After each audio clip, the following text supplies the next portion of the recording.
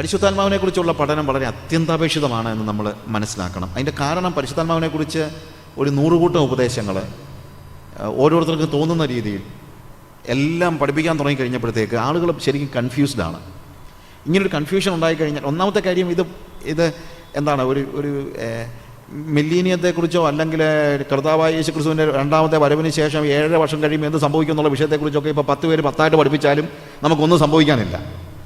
കാരണം അത് ആരെങ്കിലും അവരുടെ ഇഷ്ടമുള്ളവരൊക്കെ പറഞ്ഞോട്ടെ, അതുകൊണ്ടൊന്നും നമ്മളെ ബാധിക്കുന്നില്ല. കർത്താവ് വന്നു കഴിഞ്ഞിട്ടാണല്ലോ, പിന്നെ എന്തെങ്കിലും ആയിക്കോട്ടെ.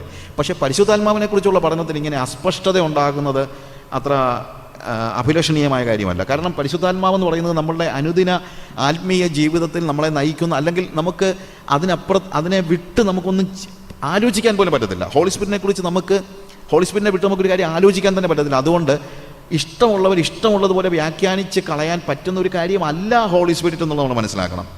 അതുകൊണ്ട് വേദപുസ്തകപരമായ ഒരു അടിത്തറ വളരെ അത്യാവശ്യമാണ്. പുതിയ നിയമത്തിൻ്റെ കാര്യങ്ങളെക്കുറിച്ച് ആലോചിക്കുമ്പോൾ ശരിക്കും പറഞ്ഞാൽ പുതിയ നിയമത്തിൻ്റെ ചുമതല നമ്മൾ പല മലയാള വാക്കുകൾ നമ്മൾ ഉപയോഗിക്കുമ്പോഴത്തേക്ക് ഒരു പക്ഷേ അത് ഉപയോഗിക്കുന്ന സമയത്ത് ചിലപ്പോൾ ഒരു പക്ഷേ ഞാൻ ഉപയോഗിച്ചാലും നിങ്ങൾ ഉപയോഗിച്ചാലും അതിൻ്റെ പൂർണ്ണമായ അർത്ഥം അതിനകത്ത് കിട്ടിയില്ലെന്നിരിക്കും. എങ്കിലും ഞാൻ പറയട്ടെ, പരിശുദ്ധാത്മാവിൻ്റെ ചുമതല ദൈവിക തൃത്വം ഫലമേൽപ്പിച്ചിരിക്കുന്നത് ദൈവസഭയുടെ ചുമതല ദൈവതൃത്വം ദൈവസഭയുടെ ചുമതല ഏൽപ്പിച്ചിരിക്കുന്നത് ശരിക്കും പറഞ്ഞാൽ പരിശുദ്ധാത്മാവിനെയാണ്. അതുകൊണ്ടാണ് അവൻ വരുമ്പോൾ യേശു കർത്താവ് തൻ്റെ ശിഷ്യന്മാരുടെ ഏറ്റവും ഒടുവിൽ പറയുന്ന കാര്യം അതാണ്, ഞാൻ പോകുന്നത് നിങ്ങൾക്ക് പ്രയോജനം, അവൻ വന്നാൽ, അവൻ വരുമ്പോൾ എന്ന് പറയുമ്പോഴത്തേക്ക് ആ ഒരു വലിയൊരു ഡിഫറൻസ് ഉണ്ട്. അവൻ വരുമ്പോൾ എന്ന് വെച്ച് കഴിഞ്ഞാൽ ഹോളി സ്പിരിറ്റ് ആണ് നമ്മളുടെ അനുദിന ജീവിതത്തിൽ, സഭയുടെ ജീവിതത്തിൽ ആവശ്യമായ ഏത് കാര്യങ്ങളും നമ്മളെ നയിക്കേണ്ടത്. അവൻ വരുമ്പോൾ അവൻ നിങ്ങളെ സകല സത്യത്തിലേക്കും വഴി നടത്തും. അതുകൊണ്ട് ഹോളി സ്പിരിറ്റിനെ കുറിച്ചുള്ള പഠനം വളരെ അനിവാര്യമാണ് എന്നുള്ളത് നമ്മൾ മനസ്സിലാക്കണം. പുതിയ നിയമ ജീവിതത്തിൽ പരിശുദ്ധാത്മാവിനെ അറിയാതെ ഒരു പുതിയ നിയമ ജീവിതം അസാധ്യമാണ്.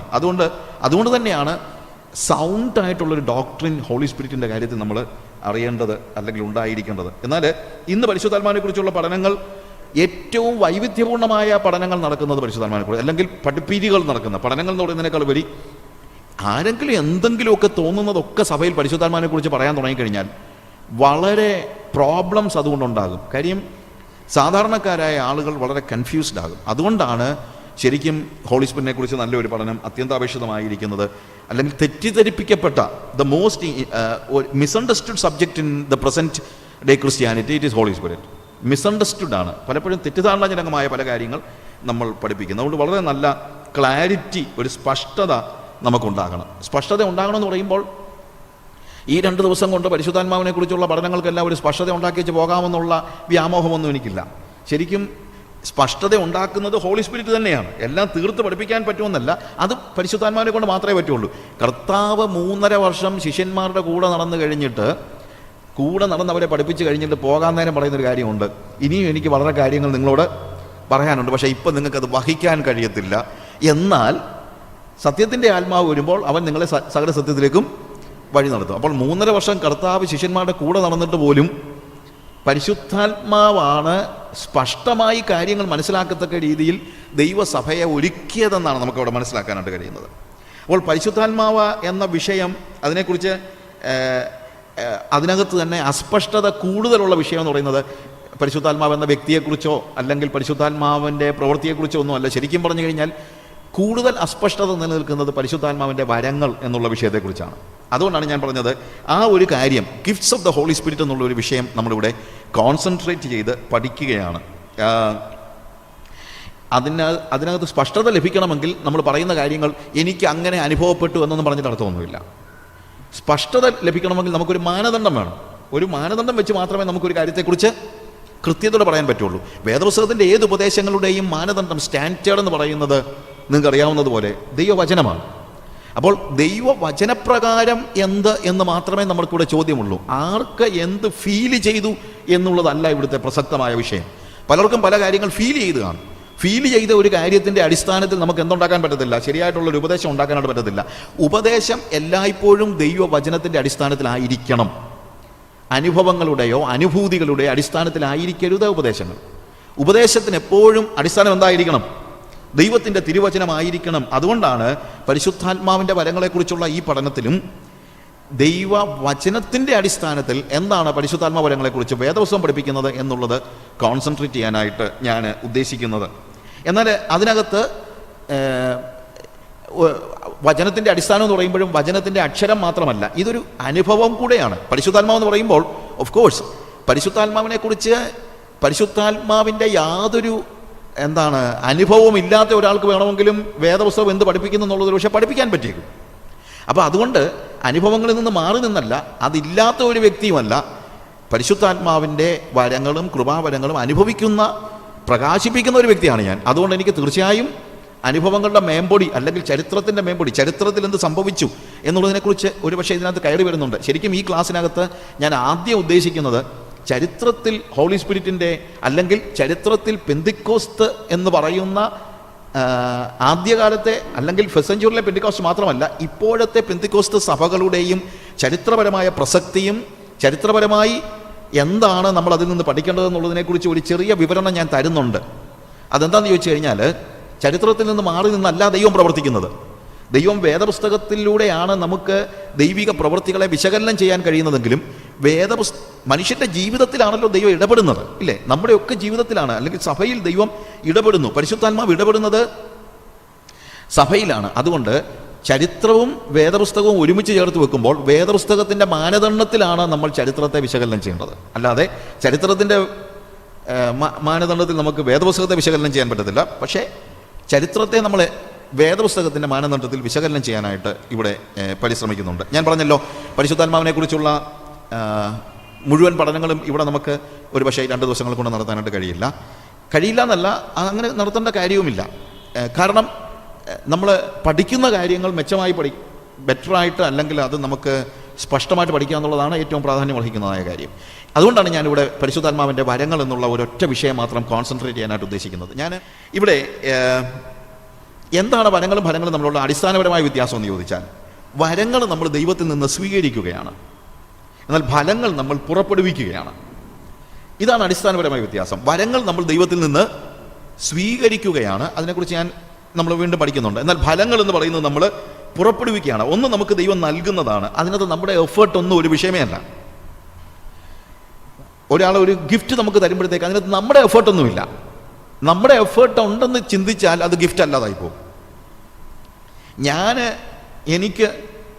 എനിക്കൊരു ഗിഫ്റ്റ് തരാനായിട്ട് ഞാൻ എന്തെങ്കിലും കുറുക്കുവഴികൾ ഉപയോഗിക്കേണ്ട കാര്യമൊന്നുമില്ല. കാര്യം അത് ടോട്ടലി ഞാനല്ല, അത് ദൈവത്തിൻ്റെ ഭാഗത്ത് നിന്ന്. When we say about the gifts of the Holy Spirit, it is given by God. ദൈവം നമുക്ക് തരികയാണ്. അതിനകത്ത് എനിക്ക് പ്രത്യേകിച്ചൊന്നും ചെയ്യാനായിട്ട് പറ്റത്തില്ല, എനിക്ക് പിടിച്ചു വാങ്ങിക്കാനൊന്നും പറ്റത്തില്ല. ദൈവം നമുക്ക് തരികയാണ് gift. We just receive it. നമ്മളത് സ്വീകരിക്കുന്നു എന്ന് മാത്രമേ ഉള്ളൂ. എന്നാൽ ഫലം നമ്മൾ പുറപ്പെടുവിക്കുകയാണ്. വരങ്ങൾ, ഗിഫ്റ്റ് എന്ന് പറയുന്നത് സ്വർഗത്തിൽ നിന്ന് താഴേക്ക് വരികയാണ്, നമ്മളിലേക്ക് പകരപ്പെടുകയാണ്. It is given from on high. അതുകൊണ്ടാണ് പരിശുദ്ധാത്മാവിനെ കുറിച്ച് പറയുമ്പോൾ ഉയരത്തിൽ നിന്ന് ശക്തി ലഭിക്കുവോളം എന്ന് പറയുന്നത്. It is given from on high, ഉയരത്തിൽ നിന്നുള്ളതാണ്. ഹോളി സ്പിരിറ്റ് എന്ന് പറയുന്ന ഗിഫ്റ്റ് തന്നെ, ഞാൻ അതിനെക്കുറിച്ച് പിന്നീട് പറയാം.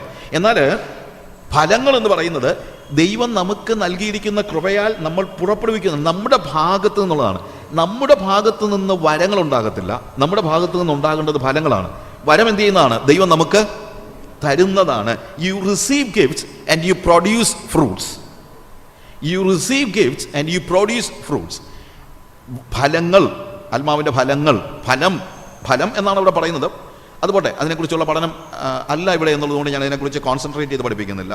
പരിശുദ്ധാത്മാവ് നമുക്ക് ഗിഫ്റ്റ്സ് തരുന്നു, ആത്മാവിൻ്റെ ഫലങ്ങൾ നമ്മൾ പുറപ്പെടുവിക്കുന്നു. ഇങ്ങനെയാണ് നമ്മൾ കാര്യങ്ങൾ മനസ്സിലാക്കേണ്ടത്. അപ്പോൾ പരിശുദ്ധാത്മാവ് ഒരു വ്യക്തി എന്ന നിലയിലും പരിശുദ്ധാത്മാവ് ദൈവസഭയിലെ പ്രവർത്തനങ്ങളുടെ ആകമാനമായ കാര്യങ്ങളും കഴിഞ്ഞ നൂറ്റാണ്ടുകളിലെല്ലാം ധാരാളമായ പഠനങ്ങൾ നടന്നിട്ടുണ്ട്. ഹോളി സ്പിരിറ്റിനെ കുറിച്ചുള്ള വളരെ വ്യക്തമായ പഠനങ്ങൾ ആദ്യ നൂറ്റാണ്ട് മുതൽ ഇങ്ങോട്ട് നടന്നിട്ടുണ്ട്. എന്നാൽ കഴിഞ്ഞ കുറേ നൂറ്റാണ്ടുകളായിട്ട് ആത്മാവിൻ്റെ വരങ്ങളെക്കുറിച്ച് അത്ര വലിയ പഠനങ്ങൾ നടന്നിട്ടില്ല. 20-ാം നൂറ്റാണ്ടിന് മുമ്പ് എന്താണെന്ന് ചോദിച്ചു കഴിഞ്ഞാൽ, ആത്മാവിൻ്റെ വരങ്ങൾ ശരിക്കും കുറേ നൂറ്റാണ്ടുകൾ ശരിയായ നിലയിൽ സഭയിൽ പ്രകാശിപ്പിക്കപ്പെട്ടില്ല എന്ന് പറയാൻ പറ്റത്തില്ല. അവിടെയും ഇവിടെയും ഒക്കെ ആത്മാവിൻ്റെ വരങ്ങൾ പ്രകാശിപ്പിക്കുന്ന ആളുകൾ ഉണ്ടായിരുന്നുവെങ്കിൽ പോലും സഭയൊന്നാകെ ആത്മാവിൻ്റെ വരങ്ങളെ ശരിക്കും എന്താണ് ഒരു ഗൗരവമായി എടുത്തിരുന്നില്ല. അതിൻ്റെ ഒരു കാരണം തന്നെ സെയിൻറ്റ് അഗസ്റ്റിൻ്റെ ഒരു തിയോളജിക്കൽ കോൺസെപ്റ്റ് ഉണ്ട്. സിസേഷൻ സീസ് ചെയ്യപ്പെട്ടു, വരങ്ങൾ എന്താണ് നിന്നുപോയി എന്ന് പറഞ്ഞ് പഠിപ്പിച്ച, അല്ലെങ്കിൽ അഗസ്റ്റീനിയൻ ചിന്തയുടെ ഒരു വലിയ പിടിയിലായിപ്പോയി സഭ. അതുകൊണ്ട് ആത്മവരങ്ങളെക്കുറിച്ച് നിന്നുപോയല്ലോ, പിന്നെ അതിനെക്കുറിച്ച് പഠിക്കേണ്ട വലിയ കാര്യങ്ങളില്ലല്ലോ എന്നുള്ള നിലയിലാണ് ദൈവശാസ്ത്രജ്ഞന്മാർ പോലും അനേക നൂറ്റാണ്ടുകൾ വരങ്ങളെക്കുറിച്ച് ചിന്തിച്ചിരുന്നു. എന്നാൽ പരിശുദ്ധാത്മാവിനെക്കുറിച്ച് എന്നും ആളുകൾ പഠിച്ചിരുന്നു. എന്നാൽ 20th സെഞ്ച്വറിയുടെ ബിഗിനിങ് തൊട്ടാണ് ഒരു പെന്റിക്കോസ്റ്റൽ മൂവ്മെൻറ്റ്. അതിനു മുമ്പും ആളുകൾ അന്യഭാഷകളിൽ സംസാരിച്ചിരുന്നു എന്നുള്ളത് ശരിയാണ്. പക്ഷേ ആ ഒരു ഫ്ലോ, ഒരു ഒഴുക്കുണ്ടാകുന്നത് 20ാമത്തെ നൂറ്റാണ്ടിൻ്റെ ആരംഭം മുതലാണ്. അന്ന് തൊട്ടാണ് ആത്മവരങ്ങളെക്കുറിച്ചുള്ള പഠനങ്ങൾ കുറെ കൂടെ പ്രസക്തമായി ആളുകൾക്ക് തോന്നുകയും അത് പഠിക്കുകയും ചെയ്തത്. അതുകൊണ്ടാണ് ഇവിടെ ചരിത്രപരമായ ഒരു പഠനം അത്യന്താപേക്ഷിതമായി വരുന്നത്. അപ്പോൾ ദൈവസഭയുടെ, ഞാൻ പറഞ്ഞല്ലോ, ദൈവസഭയെ ദൈവതൃത്വം ഭരമേൽപ്പിച്ചിരിക്കുന്നത് പരിശുദ്ധാത്മാവിനെയാണ് എന്ന് നമുക്ക് മനസ്സിലാക്കാനായിട്ട് പറ്റും. ദൈവത്തിൻ്റെ പരിശുദ്ധാത്മാവാണ് സഭയെ പണിയുന്നത്, ദൈവത്തിൻ്റെ പരിശുദ്ധാത്മാവാണ് നമ്മളെ നവീകരിക്കുന്നത്. അപ്പോൾ ആത്മാവ് സഭയിലും ലോകത്തിലും പ്രവർത്തിക്കുന്ന ദൈവമാണ്. സഭയിലും ലോകത്തിലും ദൈവത്തിൻ്റെ ആത്മാവ് പ്രവർത്തിച്ചുകൊണ്ടിരിക്കും. നമ്മൾ യോഹന്നാന്റെ സുവിശേഷം 16-ാം അധ്യായത്തിൻ്റെ 7 മുതൽ 10 വരെയുള്ള വാക്യങ്ങൾ വായിക്കുമ്പോൾ അവിടെ ദൈവാത്മാവ് അവൻ വരുമ്പോൾ നിങ്ങളെ ബോധ്യപ്പെടുത്തും. നിങ്ങൾ പാപത്തെക്കുറിച്ചും നീതിയെക്കുറിച്ചും ന്യായവിധിയെക്കുറിച്ചും നിങ്ങൾക്ക് ബോധ്യം വരുത്തും. കൺവിൻസ് ചെയ്യുന്ന കാര്യമാണ് കൺവിക്ഷൻ. ആത്മാവ് വ്യക്തിപരമായി നമ്മെ നവീകരിക്കുന്നുണ്ട്, സഭയെയും നവീകരിക്കുന്നുണ്ട്. എന്നാൽ ഈ നവീകരണം, വ്യക്തിപരമായ നവീകരണം ലോകത്തിൻ്റെ അല്ലെങ്കിൽ ചരിത്രത്തിൻ്റെ എല്ലാ ഘട്ടങ്ങളിലും നടന്നിട്ടുണ്ട്. എന്നാൽ സഭയൊന്നാകെ ഈ നവീകരണത്തിലേക്ക്, അല്ലെങ്കിൽ അതിന് പ്രാധാന്യം കൊടുത്ത് പഠിക്കാൻ തുടങ്ങുന്നത് 20ാം നൂറ്റാണ്ടിലെ പെന്തിക്കോസ്ത ഉണർവിന് ശേഷമാണ്. അതിനു മുമ്പും അതിനുവേണ്ടിയുള്ള കാത്തിരിപ്പുണ്ടായെങ്കിലും ഇത് വിശകലനം ചെയ്യാനായിട്ട് തുടങ്ങിയത് പെന്തിക്കോസ്ത ഉണർവിന് ശേഷമാണെന്ന് നമുക്ക് മനസ്സിലാക്കാനായിട്ട് പറ്റും. ചരിത്രത്തിലെ ഉണർവുകളെല്ലാം പരിശുദ്ധാത്മാവിൻ്റെ നവീകരണമാണ്. ഓരോ കാലഘട്ടത്തിലും ദൈവത്തിൻ്റെ നിയോഗവുമായിട്ട് ചിലർ ഇറങ്ങിയിട്ടുണ്ട്. അവർക്ക് അങ്ങനെയുള്ള ഒരു ശേഷിപ്പ് എല്ലാ കാലങ്ങളിലും ഉണ്ടായിരുന്നു.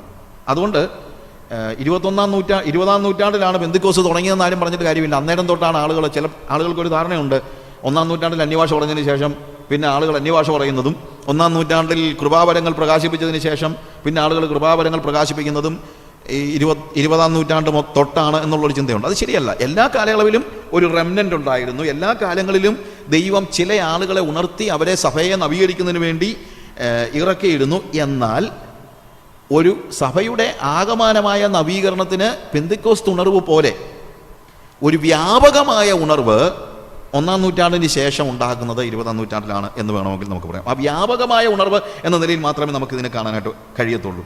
അപ്പോൾ ഈ പെന്തിക്കോസ്തിൻ്റെ ഒരു ആവിർഭാവം, ഒരു എമർജൻസ്, ഈ ആവിർഭാവത്തിന് ചരിത്രപരമായ വലിയ ഒരു പ്രസക്തിയുണ്ട്. ആ ചരിത്രപരമായ പ്രസക്തി പഠിക്കണമെങ്കിൽ ദൈവസഭയുടെ ചരിത്രത്തിലുടനീളം നടന്ന എല്ലാ ട്രാൻസിഷൻസിനെയും, എല്ലാം എന്ന് പറയുമ്പോഴത്തേക്ക് മേജർ ട്രാൻസിഷൻസ്, ഒന്നിൽ നിന്ന് മറ്റൊന്നിലേക്കുള്ള ട്രാൻസിഷൻസ് നമ്മളൊന്ന് ഒന്ന് ഓടിച്ച് ഞാൻ പറയുകയാണ്. കാര്യം ഒത്തിരി കാര്യങ്ങൾ പഠിക്കാനുള്ളത് കൊണ്ട് എനിക്ക് അതിനെ കൂടുതൽ വിശകലനം ചെയ്യാനായിട്ട് കഴിയുന്നില്ല.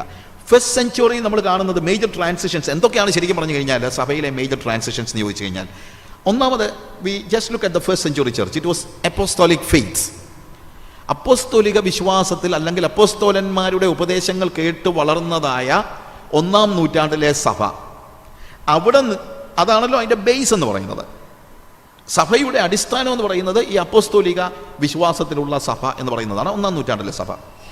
അതിനുശേഷം ഒരു മേജർ ട്രാൻസിഷൻ നടക്കുന്നത് 1, 2, 3 നൂറ്റാണ്ടുകൾ വരെ അതിങ്ങനെ ഒരു ഡിറ്റീരിയറേഷൻ നടന്നിട്ടുണ്ടായിരിക്കാം. എങ്കിലും ആദ്യത്തെ 2, 3 നൂറ്റാണ്ടുകൾ വരെ ആ അപ്പോസ്തോലിക ബന്ധത്തിലാണ്, അപ്പോസ്തോലിക പശ്ചാത്തലത്തിലാണ്, അപ്പോസ്തോലിക അടിസ്ഥാനത്തിലാണ് സഭ വളർന്നുകൊണ്ടിരുന്നത്. എന്നാൽ പിന്നീടുണ്ടായ മേജർ ട്രാൻസിഷൻ എന്ന് പറയുന്നത് കാത്തലിക് ഇൻസ്റ്റിറ്റ്യൂഷണലൈസേഷനിലേക്കുള്ള, അല്ലെങ്കിൽ വ്യവസ്ഥാപിതമായ ഒരു നിലയിലേക്ക് സഭ വീണുപോവുക എന്ന് നമുക്ക് പറയാം. വീണുപോവുക, ഇൻസ്റ്റിറ്റ്യൂഷനായിപ്പോയി. ആ ഇൻസ്റ്റിറ്റ്യൂഷനായി പോകുന്നതാണ് മേജർ ട്രാൻസിഷൻ. തിയോളജിക്കൽ ട്രാൻസിഷൻ പലപ്പോഴും നടന്നിട്ടുണ്ടില്ലെന്ന് ഞാൻ പറയുന്നില്ല. ശരിക്കും അപ്പസ്തോലിക ഉപദേശങ്ങളിലേക്ക് ഗ്രീക്ക് പശ്ചാത്തലത്തിലുള്ള ആളുകൾ ആഡ് ചെയ്തിട്ടുള്ള ഒത്തിരി തിയോളജിക്കൽ ഡിഫറൻസസും തിയോളജിക്കലായിട്ടുള്ള ഡിറ്റീറിയേഷനും ഒക്കെ ഉണ്ടായിട്ടുണ്ട്. പക്ഷേ സഭ ഒന്നാകെ ഒരു മേജർ ട്രാൻസിഷൻ നടക്കുന്നത് കാത്തലിക് ഫെയ്ത്തിലേക്കാണ്. അവിടെ ഉണ്ടായ പ്രശ്നം സഭ എങ്ങനെയായിപ്പോയി?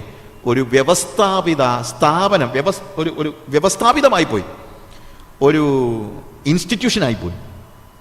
അതാണ് ഉണ്ടായ ആദ്യത്തെ പ്രശ്നം. പിന്നീട് ഒത്തിരി നൂറ്റാണ്ടുകൾ, 10 നൂറ്റാണ്ടുകൾ കൂടുതൽ, മോർ ദാൻ 10 centuries, ഇടയ്ക്കിടയ്ക്ക് ദൈവം ചില സ്ഥലങ്ങളിൽ ഉണർവുകൾ അയച്ചിട്ടുണ്ടെങ്കിലും ക്രിസ്ത്യാനിത്വം എന്ന് പറയുമ്പോൾ പുറം ലോകം മനസ്സിലാക്കിയത്, നോക്കിയപ്പോൾ കണ്ടത് എന്ത് മാത്രമാണ്? കാത്തലിക് ഇൻസ്റ്റിറ്റ്യൂഷനാണ് കണ്ടത്. അതുകൊണ്ട് എന്താണ് ക്രിസ്ത്യാനിത്വം എന്ന് ചോദിച്ചു കഴിഞ്ഞാൽ അവർക്ക് ഇതാണ് ക്രിസ്ത്യാനിത്വം. അതുകൊണ്ടാണ് അതാണ് ഏറ്റവും ചരിത്രത്തിൽ പറ്റിയിട്ടുള്ള ഏറ്റവും വലിയൊരു പാളിച്ച എന്നാണ്. കാര്യം യഥാർത്ഥത്തിലുള്ള ക്രിസ്ത്യാനിത്വം എന്താണെന്ന് ലോകത്തിന് മനസ്സിലാക്കാനായിട്ട് കഴിയാത്ത നിലയിൽ, ലോകം എപ്പോഴും പുറത്ത് നിൽക്കുന്നതിനെ മാത്രമേ കാണത്തുള്ളൂ, ഇല്ലേ? പുറത്ത് നിൽക്കുന്നതിനെ കാണത്തുള്ളൂ. ഇവൻ പെന്തിക്കോസ് എന്താണെന്ന് ചോദിച്ചാലും ആൾക്കാർ പറയുന്നത് നമ്മളുടെ എസ്റ്റാബ്ലിഷ്ഡ് ചേർച്ചസിനെ നോക്കിയിട്ട്, പുറത്തുനിന്ന് നോക്കിയിട്ടാണ് അവരതിനെ വിലയിരുത്തുന്നത്. അപ്പോൾ അവിടെ കാണുന്ന ഏത് പാളിച്ചയും പെന്തിക്കോസിന്റെ പാളിച്ചയായിട്ട് ആൾക്കാർ പറയത്തുള്ളൂ. അതിന് ആൾക്കാരെ കുറ്റം പറയാൻ പറ്റത്തില്ല. ഇതേപോലെ തന്നെ പുറത്തുള്ള ജനങ്ങൾക്ക് more than 10 centuries Catholic church ആ ഇൻസ്റ്റിറ്റ്യൂഷൻ ആയിരുന്നു ക്രിസ്ത്യാനിത്വം, വേറെ ഒന്നും ആയിരുന്നില്ല. എന്നാൽ പിന്നീട് ഉണ്ടായ വലിയ ഒരു മേജർ ചേഞ്ച് എന്ന് പറഞ്ഞത് റിഫർമേഷനാണ്. റിഫർമേഷൻ, മാർട്ടിൻ ലൂതർ അല്ലെങ്കിൽ സ്വിംഗ്ലി, അതുപോലെ പ്രൊട്ടസ്റ്റന്റിസം. പ്രൊട്ടസ്റ്റന്റ് എന്ന് പറയുന്ന വാക്ക് എന്താണ്? അത്ര വലിയ പ്രസക്തമായ ഒരു വാക്കല്ല.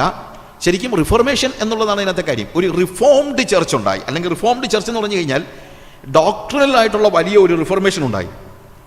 ശരിക്കും പ്രൊട്ടസ്റ്റന്റിസം ഉണ്ടാക്കിയ മേജർ ചേഞ്ച് എന്ന് പറയുന്നത് നമ്മൾ ഉദ്ദേശിക്കുന്നത് പോലെ പോപ്പിനെ മാറ്റി വേറൊരാളെ ആക്കിയതൊന്നുമല്ല. ഭയങ്കര ഒരു ഡോക്ട്രിനൽ ഡിഫറൻസ് എന്താണെന്ന് ചോദിച്ചു കഴിഞ്ഞാൽ അതോറിറ്റി ഓഫ് ദ സ്ക്രിപ്ചർ ഒരു റീപ്ലേസ് ചെയ്യുന്നതാണ്. അതോറിറ്റി ഓഫ് സ്ക്രിപ്ചർ അല്ലെങ്കിൽ ദൈവവചനത്തിൻ്റെ ആധികാരികത. പോപ്പല്ല ആത്യന്തികമായി കാര്യങ്ങൾ തീരുമാനിക്കുന്നത്, ദൈവവചനമാണ്. അതാണ് ഒരു റിഫോംഡ് തിയോളജി ആണ് റിഫോർമേഷൻ്റെ ബേസ് എന്ന് പറയുന്നത്, ഒരു റിഫോംഡ് തിയോളജി. എന്നാൽ കുറച്ച് കഴിഞ്ഞപ്പോഴത്തേക്ക് ആളുകൾക്ക് മനസ്സിലായി reformed doctrine Elon cannot reform the people. ഒരു റിഫോംഡ് തിയോളജി ഉണ്ടായതുകൊണ്ട് മാത്രം എന്തുണ്ടാകത്തില്ല? ആളുകൾ റിഫോംഡ് ആകണമെന്ന് നിർബന്ധമില്ല. കാര്യം പ്രൊട്ടസ്റ്റന്റിസം വന്നു കഴിഞ്ഞപ്പോഴത്തേക്ക് ജീവിതത്തിൽ കത്തോലിക്കനും പ്രൊട്ടസ്റ്റന്റുകാരനും നമ്മൾ വലിയ വ്യത്യാസമൊന്നുമില്ലാതെ ഒരു ചേഞ്ച്, അല്ലെങ്കിൽ ആ ഉപദേശ സംഹിതയിലുണ്ടായ വ്യത്യാസമല്ലാതെ ജീവിതത്തിൽ എന്താ വ്യത്യാസം ഉണ്ടായത്? There was no big difference.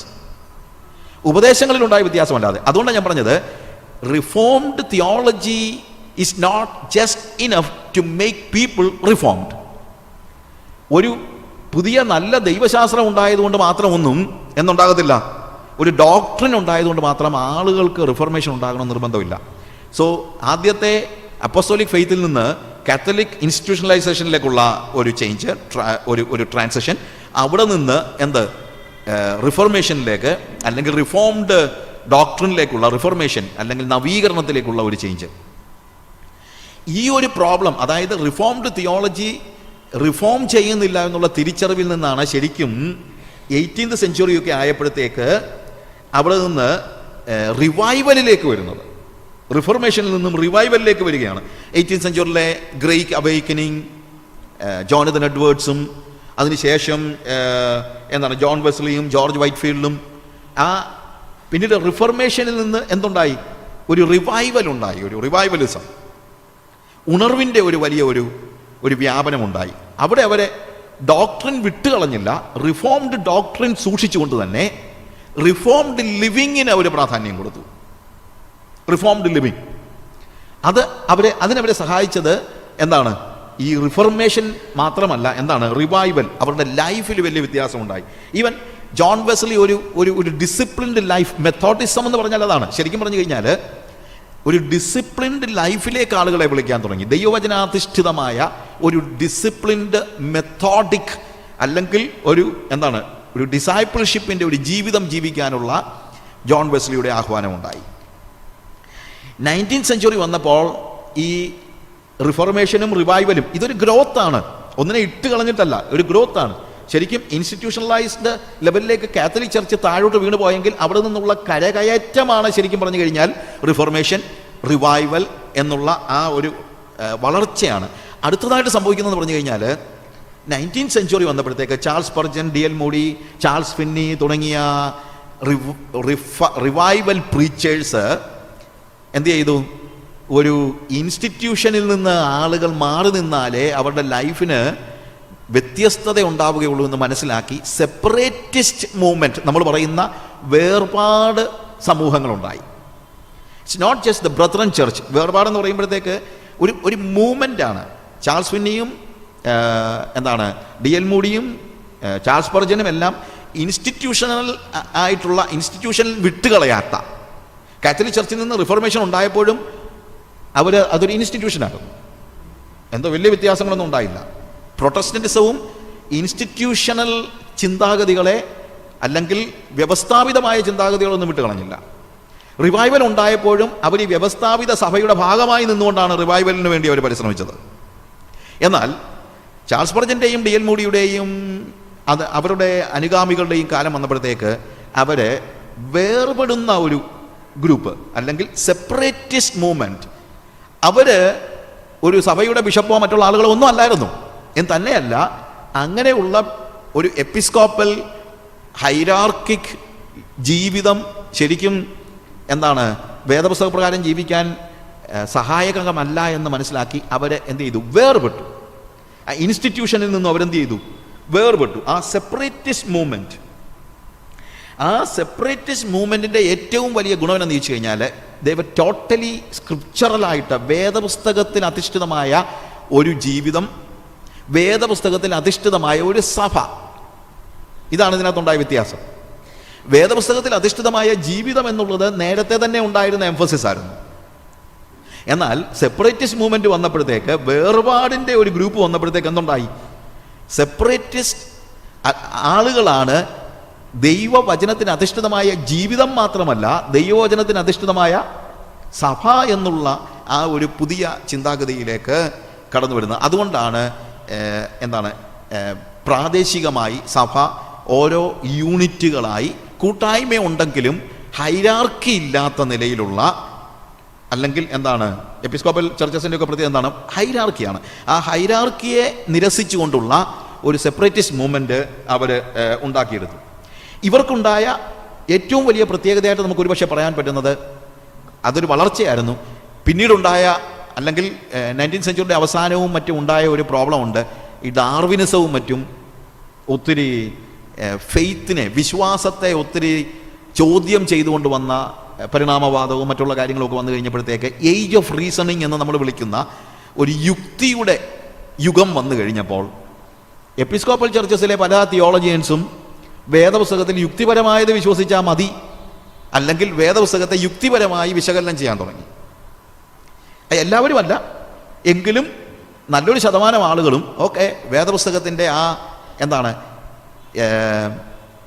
ആധികാരികതയ്ക്ക്, അല്ലെങ്കിൽ അത് ദൈവനിശ്വാസ്യതയെ ചോദ്യം ചെയ്തുകൊണ്ട് തിയോളജിയൻസ് തന്നെ ഉണ്ടായപ്പോൾ സെപ്പറേറ്റിസ്റ്റ് മൂവ്മെൻറ്റ് ഫണ്ടമെൻ്റലായിട്ട്, വി കോൾ ദം ഫണ്ടമെൻ്റലിസ്റ്റുകൾ, അല്ലെങ്കിൽ അവരുടെ ആ അടിസ്ഥാനപരമായി വേദപുസ്തകത്തിന് അവരെ ഫണ്ടമെൻ്റലിസ്റ്റുകൾ വിളിക്കാൻ തന്നെ കാര്യം അതാണ്. അവർക്ക് അവർ പറഞ്ഞ് ഇത് യുക്തിപരമാണോ ഇല്ലയോ എന്നുള്ള ചോദ്യമൊന്നുമില്ല. Because it is Bible. ഇത് ബൈബിളാണെന്നുള്ളതാണ്. അത് ദൈവം നമുക്ക് തന്നാണ്. അതിനെ യുക്തിപരമായിട്ട് അനലൈസ് ചെയ്യാനൊന്നും കഴിയത്തില്ല എന്നുള്ള, അല്ലെങ്കിൽ അതിനുവേണ്ടിയുള്ള പരിശ്രമം ആവശ്യമില്ല എന്ന് പഠിപ്പിച്ചു. അത് പഠിപ്പിച്ചത് കൊണ്ട് സെപ്പറേറ്റിസ്റ്റ് മൂവ്മെൻറ്റിൻ്റെ ഒരു ഗ്രോത്ത് ആണ് ശരിക്കും ഈ ഫണ്ടമെൻ്റലിസം എന്ന് പറയുന്നത്. എന്നാൽ അപ്പോഴും ഉണ്ടായ പ്രശ്നം എന്നറിയാമോ? വേദപുസ്തകത്തിന് ഇത്രയും പ്രാധാന്യം കൊടുത്തെങ്കിലും ആ ലിബറൽ തിയോളജിയിൽ നിന്ന് സഭയെ ഒന്ന് പിടിച്ചു നിർത്തിയത് ശരിക്കും ഈ ഫണ്ടമെൻ്റലിസ്റ്റുകളാണ്. എന്നാൽ അപ്പോഴും ഉണ്ടായൊരു പ്രശ്നമുണ്ട്. ഇവർ വേദപുസ്തകത്തെ അനലൈസ് ചെയ്തതൊക്കെ ശരിക്കും നമ്മൾ മലയാളത്തിൽ പറയുമല്ലോ, തലനാരിഴ കീറി എന്നൊക്കെ പറയുന്നത് പോലെ വേദപുസ്തകത്തിൻ്റെ അക്ഷരങ്ങളിലേക്ക് അവർക്കൊരു ചായ്വ് കൂടുതലുണ്ടായി. അതുകൊണ്ട് ശരിക്കും വേദപുസ്തകത്തിൻ്റെ ആ സ്പിരിറ്റിനും അപ്പുറത്ത് ബൈബിളിൻ്റെ അക്ഷരങ്ങളായി ഇവരുടെ എംഫസിസ്. ഈ സെപ്പറേറ്റിസ്റ്റ് മൂവ്മെൻറ്റിൽ നിന്ന് ഫണ്ടമെൻ്റലിസത്തിലേക്കുള്ള വളർച്ചയിൽ പറ്റിയ ഒരു പ്രശ്നം അതാണ്. അതായത് അതിൻ്റെ ജീവൻ നഷ്ടപ്പെട്ട ഉപദേശമൊക്കെ അവർ കറക്റ്റായിട്ട് പറയും, പക്ഷേ എന്ത് സംഭവിച്ചു? അതിൻ്റെ ലൈഫ് ഇല്ലാതെയായിപ്പോയി. അതാണ് പലപ്പോഴും ഈ ഫണ്ടമെൻ്റലിസ്റ്റ് ഇൻ്റർപ്രിട്ടേഷൻ്റെ ഒക്കെ വലിയ പ്രശ്നം ഉണ്ടാകുന്നത്. ലൈഫില്ലാത്ത അല്ലെങ്കിൽ ജീവനില്ലാത്ത, ജീവിതമില്ലെന്നല്ല ഞാൻ പറയുന്നത്, ജീവനില്ലാത്ത ഒരു ത്രസിപ്പിക്കുന്ന, പരിശുദ്ധാത്മാ നിവേശിതമാണെന്ന് അവർ പറഞ്ഞെങ്കിലും അതിനെ വ്യാഖ്യാനിക്കാൻ അവർ പരിശുദ്ധാത്മാവിനെ കൂട്ടുപിടിച്ചില്ല. വ്യാഖ്യാനിക്കാൻ അവർ കൂട്ടുപിടിച്ചത് യുക്തിയാണ്. അല്ലെങ്കിൽ ബുദ്ധിപരമായി എല്ലാവർക്കും ബോധ്യമാകുന്ന നിലയിൽ യുക്തിപരമായി ഓരോ അക്ഷരവും എടുത്ത് വ്യാഖ്യാനിക്കാൻ തുടങ്ങി. ഓരോ വാക്യത്തിൻ്റെയും ഓരോ തലനാരിഴ കീറി അതിൻ്റെ ഓരോ അക്ഷരങ്ങളും എടുത്ത് വേണമെങ്കിൽ വ്യാഖ്യാനിക്കത്തക്ക രീതിയിൽ അതാണ് അവിടെ പറ്റിയ ഒരു പാളിച്ച. അവിടെയാണ് ഡോഗ്മാറ്റിസം ഉണ്ടായത്. ഒരു ഡോഗ്മ, ഉപദേശം എന്ന് പറയുന്നതിന് ഒരു ഓവർ എംഫസിസ് ഉണ്ടായി. ഉപദേശം പ്രാധാന്യമില്ലാത്തതല്ല, ഞാൻ ഏത് കാര്യം പറയുമ്പോഴും ഇതെല്ലാം പ്രധാനമാണ്. പക്ഷേ ഏത് കാര്യത്തിനും നമ്മൾ ഓവർ എംഫസിസ് കൊടുക്കുമ്പോൾ അത് നമ്മളെ കുഴപ്പത്തിലേക്ക് നയിക്കുന്നത്. എവിടെയും ആവശ്യമായിരിക്കുന്ന ഒരു ബാലൻസ്ഡ് ആയിട്ടുള്ള ഒരു പോക്കാണ്. ചിലപ്പോൾ ഉണ്ടാകുന്ന ഒരു പ്രോബ്ലം എന്ന് ചോദിച്ചു കഴിഞ്ഞാൽ ഒന്നിനോട് എതിർക്കാനായിരിക്കും അല്ലെങ്കിൽ ലിബറൽ തിയോളജിയോടെ എതിർക്കാനായിരിക്കും ഒരു പക്ഷേ ഇവർ ഈ ഫണ്ടമെൻ്റൽ ആയിട്ടുള്ള കാര്യങ്ങളെ ചെയ്തത്. പക്ഷേ അതിൻ്റെ ഓപ്പോസിറ്റ് ഡിറക്ഷനിലേക്ക് പോകുമ്പോഴുണ്ടാകുന്ന ഒരു പ്രോബ്ലം ഉണ്ട്. നമ്മളൊരു പെൻഡുലം ഒരു സൈഡിൽ നിന്ന് വിട്ടാൽ നേരെ നടുക്ക് പോയി നിൽക്കത്തില്ലല്ലോ. അതെന്ത് ചെയ്യും? നേരെ അപ്പുറത്ത് പോയി ഇപ്പുറത്ത് പോയി ഒടുവിലല്ലേ ഇത് നടുക്ക് വന്ന് നിൽക്കുന്നത്. ഇതേപോലെ ഒരു ബാലൻസ്ഡ് ആയിട്ട് പോകാനായിട്ട് ഈ സെപ്പറേറ്റിസ്റ്റ് മൂവ്മെൻറ്റിലെ ആളുകൾക്ക്, അതായത് അതിനെ വേദപുസ്തകത്തെ അതിൻ്റെ സ്പിരിറ്റിൽ അവർ പറഞ്ഞു ഇത് പരിശുദ്ധാത്മ നിവേശിതമാണെന്ന് പറഞ്ഞു. പക്ഷേ പരിശുദ്ധാത്മാവിൻ്റെ സഹായത്തോടു കൂടെ ഇതിനെ വ്യാഖ്യാനിക്കാൻ അവർ പരിശ്രമിച്ചില്ല. പകരം അവിടെ അവരെന്ത് ചെയ്തു? അവർ യുക്തിയെ ഉപയോഗിക്കാൻ തുടങ്ങി. അതാണ് പ്രോബ്ലം ഉണ്ടാകുന്നത്. അതുകൊണ്ടാണ് ഡോഗ്മാറ്റിസം ഉണ്ടാകുന്നത്. And that ended up in legalism. അതുകൊണ്ട് ഞങ്ങളാണ് ഏറ്റവും മെച്ചപ്പെട്ട ഉപദേശം കയ്യിലുള്ള ആളുകൾ, ഞങ്ങളെ കഴിഞ്ഞ് വേറെ ആരും ഒന്നുമില്ല, മറ്റുള്ളവരെല്ലാം ഉപദേശമൊന്നും അറിയാൻ വയ്യാത്തവരാണ്, ഞങ്ങൾ മാത്രമേ ഉപദേശത്തിൻ്റെ ആളുകൾ എന്ന് പറഞ്ഞ് അതവർക്ക് ഒരു ലീഗലിസത്തിലേക്കും ഞങ്ങൾ ഇന്ന കാര്യങ്ങൾ ചെയ്യുന്നു. ലീഗലിസം ആത്യന്തികമായി സംഭവിക്കാൻ പോകുന്നത് ഒരു ഫരിസൈസത്തിലേക്ക് പോകുന്നുള്ളതാണ്. ലീഗലിസം എപ്പോഴും ആത്യന്തികമായി എന്തിലേക്കാണ് നമ്മളെ നയിക്കാൻ സാധ്യതയുള്ളത്? പരീശത്വത്തിലേക്കാണ് നയിക്കാൻ സാധ്യതയുള്ളത്. ഇതാണ് വാസ്തവത്തിൽ ആ കാലയളവിലുണ്ടായ ഒരു വലിയ, അല്ലെങ്കിൽ അവർക്കുണ്ടായ ഒരു പ്രശ്നം. They knew the Bible but they did not have the power to live the Bible. അവർക്ക് വേദപുസ്തകം അറിയാമായിരുന്നു, ഉപദേശം അറിയാമായിരുന്നു, എങ്ങനെ ജീവിക്കണമെന്നുള്ളതിനെക്കുറിച്ച് അവർക്ക് ഒരു തത്വശാസ്ത്രം അല്ലെങ്കിൽ അതിനെക്കുറിച്ച് അവർക്കൊരു ഫിലോസഫി ഉണ്ടായിരുന്നു.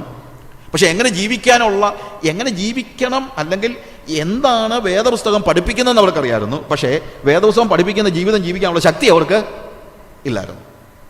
അപ്പോൾ റിഫോംഡ് തിയോളജി ഉണ്ടായപ്പോൾ റിഫോംഡ് ലിവിങ് ഉണ്ടായില്ല എന്ന് നമ്മൾ പറഞ്ഞു. റിവൈവൽ ഉണ്ടായപ്പോൾ വ്യക്തികളുടെ ജീവിതത്തിൽ റിവൈവൽ ഉണ്ടായി എന്നുള്ളത് ശരിയാണെങ്കിലും സഭ അപ്പോഴും ഇൻസ്റ്റിറ്റ്യൂഷനായിരുന്നു. സെപ്പറേറ്റിസ്റ്റ് മൂവ്മെന്റ് വന്നപ്പോൾ അവർ പറഞ്ഞു വ്യക്തികൾ മാത്രമല്ല സഭയും ഉണർവുണ്ടാകണം, സഭയും നവീകരിക്കപ്പെടണം, സഭയ്ക്കും വ്യത്യാസം ഉണ്ടാകണം. അങ്ങനെയാണ് ഇൻസ്റ്റിറ്റ്യൂഷനിൽ നിന്ന് മാറി സെപ്പറേറ്റഡ് ആകുന്നത്. അവർ ആ സെപ്പറേറ്റിസ്റ്റ് മൂവ്മെന്റിൽ വേദപുസ്തകത്തിന് അസാമാന്യമായ പ്രാധാന്യം അവർ കൊടുത്തു. വേദപുസ്തകത്തെ പ്രത്യേകിച്ചും ഈ പുറം ലോകത്ത് ഡാർവിനിസവും ഏജ് ഓഫ് റീസണിങ് ഇങ്ങനെ തിളച്ചു നിൽക്കുന്ന സമയത്ത് ലിബറൽ തിയോളജിയോട് എതിർക്കാനായിട്ട് ഇതിൻ്റെ പേഴ്സണൽ അല്ലെങ്കിൽ ഹോളി സ്പിരിറ്റിൻ്റെ ആ നിവേശിത അനുഭവത്തെക്കുറിച്ച് അല്ലെങ്കിൽ ദൈവനിശ്വാസ്യത എന്നുള്ളതിനെക്കുറിച്ച് ഭയങ്കര ഓവർ എംഫസിസ് ഉണ്ടായി. That is true. പക്ഷേ അവർ വ്യാഖ്യാനിച്ചതും പഠിപ്പിച്ചതുമൊക്കെ ശരിക്കും പറഞ്ഞു കഴിഞ്ഞാൽ അക്ഷരാർത്ഥത്തിലാണ്. അക്ഷരാർത്ഥത്തിൽ പഠിപ്പിച്ചപ്പോൾ അവർക്ക് ഡോഗ്മാറ്റിസം അല്ലെങ്കിൽ അവർ ഡോഗ്മാറ്റിക്കായി അവർ ഉപദേശങ്ങളാണ് ഏറ്റവും പ്രാധാന്യമെന്ന് അവർ ചിന്തിച്ചു. ഓവർ എംഫസിസ് ഉണ്ടായി കഴിഞ്ഞപ്പോഴത്തേക്ക് അവർ ലീഗലിസ്റ്റുകളായി. ലീഗലിസ്റ്റുകൾ നാച്ചുറലി അവർ പരീശന്മാരാവുകയാണ്. പരീശന്മാരുടെ ഒരു പ്രത്യേകതയുണ്ട്, കർത്താവ് പറഞ്ഞൊരു പ്രത്യേകതയുണ്ട്. പരീശന്മാരുടെ പ്രത്യേകത എന്താണ്? അവർ പഠിപ്പിക്കുന്നുണ്ട്, പക്ഷേ അവർ പഠിപ്പിക്കുന്നവർ ചെയ്യുന്നില്ല. നല്ല ടീച്ചിങ് ഉണ്ട്, പക്ഷേ ആ ടീച്ചിങ് അനുസരിച്ച് ജീവിക്കാൻ അവർക്ക് കഴിയുന്നില്ല. എന്തുകൊണ്ട് കഴിയുന്നില്ല? അങ്ങനെ ഒരു അവസ്ഥയിലാണ് ഹോളിനെസ് മൂവ്മെന്റ് ഉണ്ടാകുന്നത്. അതായത് വേദപുസ്തകത്തിന്റെ ഉപദേശങ്ങൾ അറിയാവുന്ന സെപ്പറേറ്റിസ്റ്റ് മൂവ്മെന്റിലുള്ള ആളുകൾ, നമുക്ക് നല്ല ഉപദേശം അറിയാം, പക്ഷെ പറഞ്ഞിട്ടെന്താ കാര്യം, നമ്മളിത് ജീവിക്കുന്നില്ലല്ലോ എന്നുള്ള ചിന്ത ഉണ്ടായപ്പോൾ അവർ പറഞ്ഞു we need holiness. We have a holy God, we have a holy church, we have a holy Trinity, we have a holy doctrine, but we do not have holy living. നമുക്കെല്ലാം ഉണ്ട്, പക്ഷേ എന്തില്ല? വിശുദ്ധ ജീവിതമില്ല. അതൊരു നിരാശ പോലെ ആയിപ്പോയി ആളുകൾക്ക്. ഡോഗ്മാറ്റിസത്തിൻ്റെ അവസാനം ഉണ്ടായ ഒരു പ്രശ്നമാണ്. അതുകൊണ്ടെന്താ, ആളുകൾ പറഞ്ഞു ഇല്ല, നമുക്കിത് ജീവിക്കണം. അതാണ് ഹോളിനെസ് ക്യാമ്പ് മീറ്റിങ്ങുകളും മറ്റും. ആളുകളെല്ലാം ക്യാമ്പ് മീറ്റിംഗ് എന്ന് പറയുന്നത് എന്താണ്? ഒരുമിച്ച് കൂടി ദൈവത്തിൻ്റെ സന്നിധിയിൽ ഇത് ജീവിക്കാനുള്ള ശക്തി ഞങ്ങൾക്ക് പകരണമേ എന്ന് ആഗ്രഹിച്ച് പ്രാർത്ഥിക്കാനായിട്ട് തുടങ്ങി. ദേ സ്റ്റാർട്ടഡ് പ്രേയിങ്. ഹോളിനെസ് മൂവ്മെൻറ്റിൻ്റെ ഏറ്റവും വലിയ പ്രത്യേകത ക്യാമ്പ് മീറ്റിങ്ങുകളാണ്. ആ ക്യാമ്പ് മീറ്റിങ്ങുകളിൽ അവർ മനസ്സിലാക്കിയ ഒരു വലിയ യാഥാർത്ഥ്യമുണ്ട്. We need holy spirit. If you want to live a holy living, we need holy spirit. പരിശുദ്ധാത്മാവിന് വേണ്ടിയുള്ള വലിയ അഭിവാഞ്ച ഉണ്ടാകുന്നത് ഈ ഹോളിനെസ് മൂവ്മെൻറ്റിലെ ക്യാമ്പുകളിൽ വെച്ചാണ്. ആ ക്യാമ്പുകളിലാണ് പരിശുദ്ധാത്മാവിന് വേണ്ടിയുള്ള പ്രാർത്ഥനകൾ നടക്കാൻ തുടങ്ങുന്നത്. നേരത്തെ ഒന്നും അങ്ങനെയുള്ള ഒരു സ്പെഷ്യൽ പ്രാർത്ഥനാനുഭവങ്ങളോ പ്രാർത്ഥനാ ക്യാമ്പുകളോ ഒന്നും ഉണ്ടായിരുന്നില്ല. പെന്തിക്കോസുകാരല്ല പരിശുദ്ധാത്മാവിന് വേണ്ടിയുള്ള പ്രാർത്ഥന തുടങ്ങിയത്. പെന്തിക്കോസുകാരല്ല പരിശുദ്ധാത്മാവിന് വേണ്ടി കൂട്ടമായി ദൈവത്തോട് കരഞ്ഞപേക്ഷിക്കാൻ തുടങ്ങിയത്. ഈ ഹോളിനെസ് മൂവ്മെൻറ്റുകാരാണ്. ആ ഹോളിനെസ് മൂവ്മെൻറ്റിൽ നിന്നാണ് വാസ്തവത്തിൽ ഹോളിനെസ് മൂവ്മെൻ്റ് ഒരു ഓഫ് ഷൂട്ടാണ് ശരിക്കും പറഞ്ഞു കഴിഞ്ഞാൽ പെന്തിക്കോസ്റ്റലിസം എന്ന് പറയുന്നത്. Holiness, William J Seymour was a holiness മൂവ്മെൻറ്റിലെ ഒരു പ്രീച്ചറായിരുന്നു വില്യം ജെ സെയ്മൂർ. ചാൾസ് പെർഹാമും മറ്റും ഇതേപോലെ തന്നെ ഹോളിനെസ് മൂവ്മെൻറ്റിൻ്റെ ഒരു ഡെവലപ്മെൻറ്റിൽ ജീവിതത്തെ രൂപപ്പെടുത്തിയ ചാൾസ് പെർഹാമിൻ്റെ ബൈബിൾ സ്കൂളിൽ വെച്ച് ടൊപ്പിക്കയിൽ വെച്ച് 1901 ജനുവരി 1-ാം തീയതിയാണ് ആഗ്നസ് ഹോസ്മാൻ എന്ന് പറയുന്ന 18 വയസ്സുള്ള പെങ്കൊച്ച് അന്യഭാഷകളിൽ സംസാരിക്കുന്നതിനെക്കുറിച്ച് ചരിത്രം രേഖപ്പെടുത്തിയിരിക്കുന്നത്. അതിനു മുമ്പ് നമ്മുടെ കേരളത്തിൽ ഉൾപ്പെടെ പല സ്ഥലങ്ങളിലും ആളുകൾ അന്യഭാഷകൾ സംസാരിച്ചിട്ടുണ്ട്, അത് വേറെ കാര്യം. പക്ഷേ സായിപ്പാണല്ലോ ചരിത്രം എഴുതുന്നത്. അതുകൊണ്ട് ഇതൊക്കെ ചരിത്രം വരുമ്പം സായിപ്പിൻ്റെ ഭാഷ മാത്രമേ വരുവുള്ളല്ലോ, നമ്മുടെ ഭാഷ വരത്തില്ലല്ലോ. അല്ലാതെ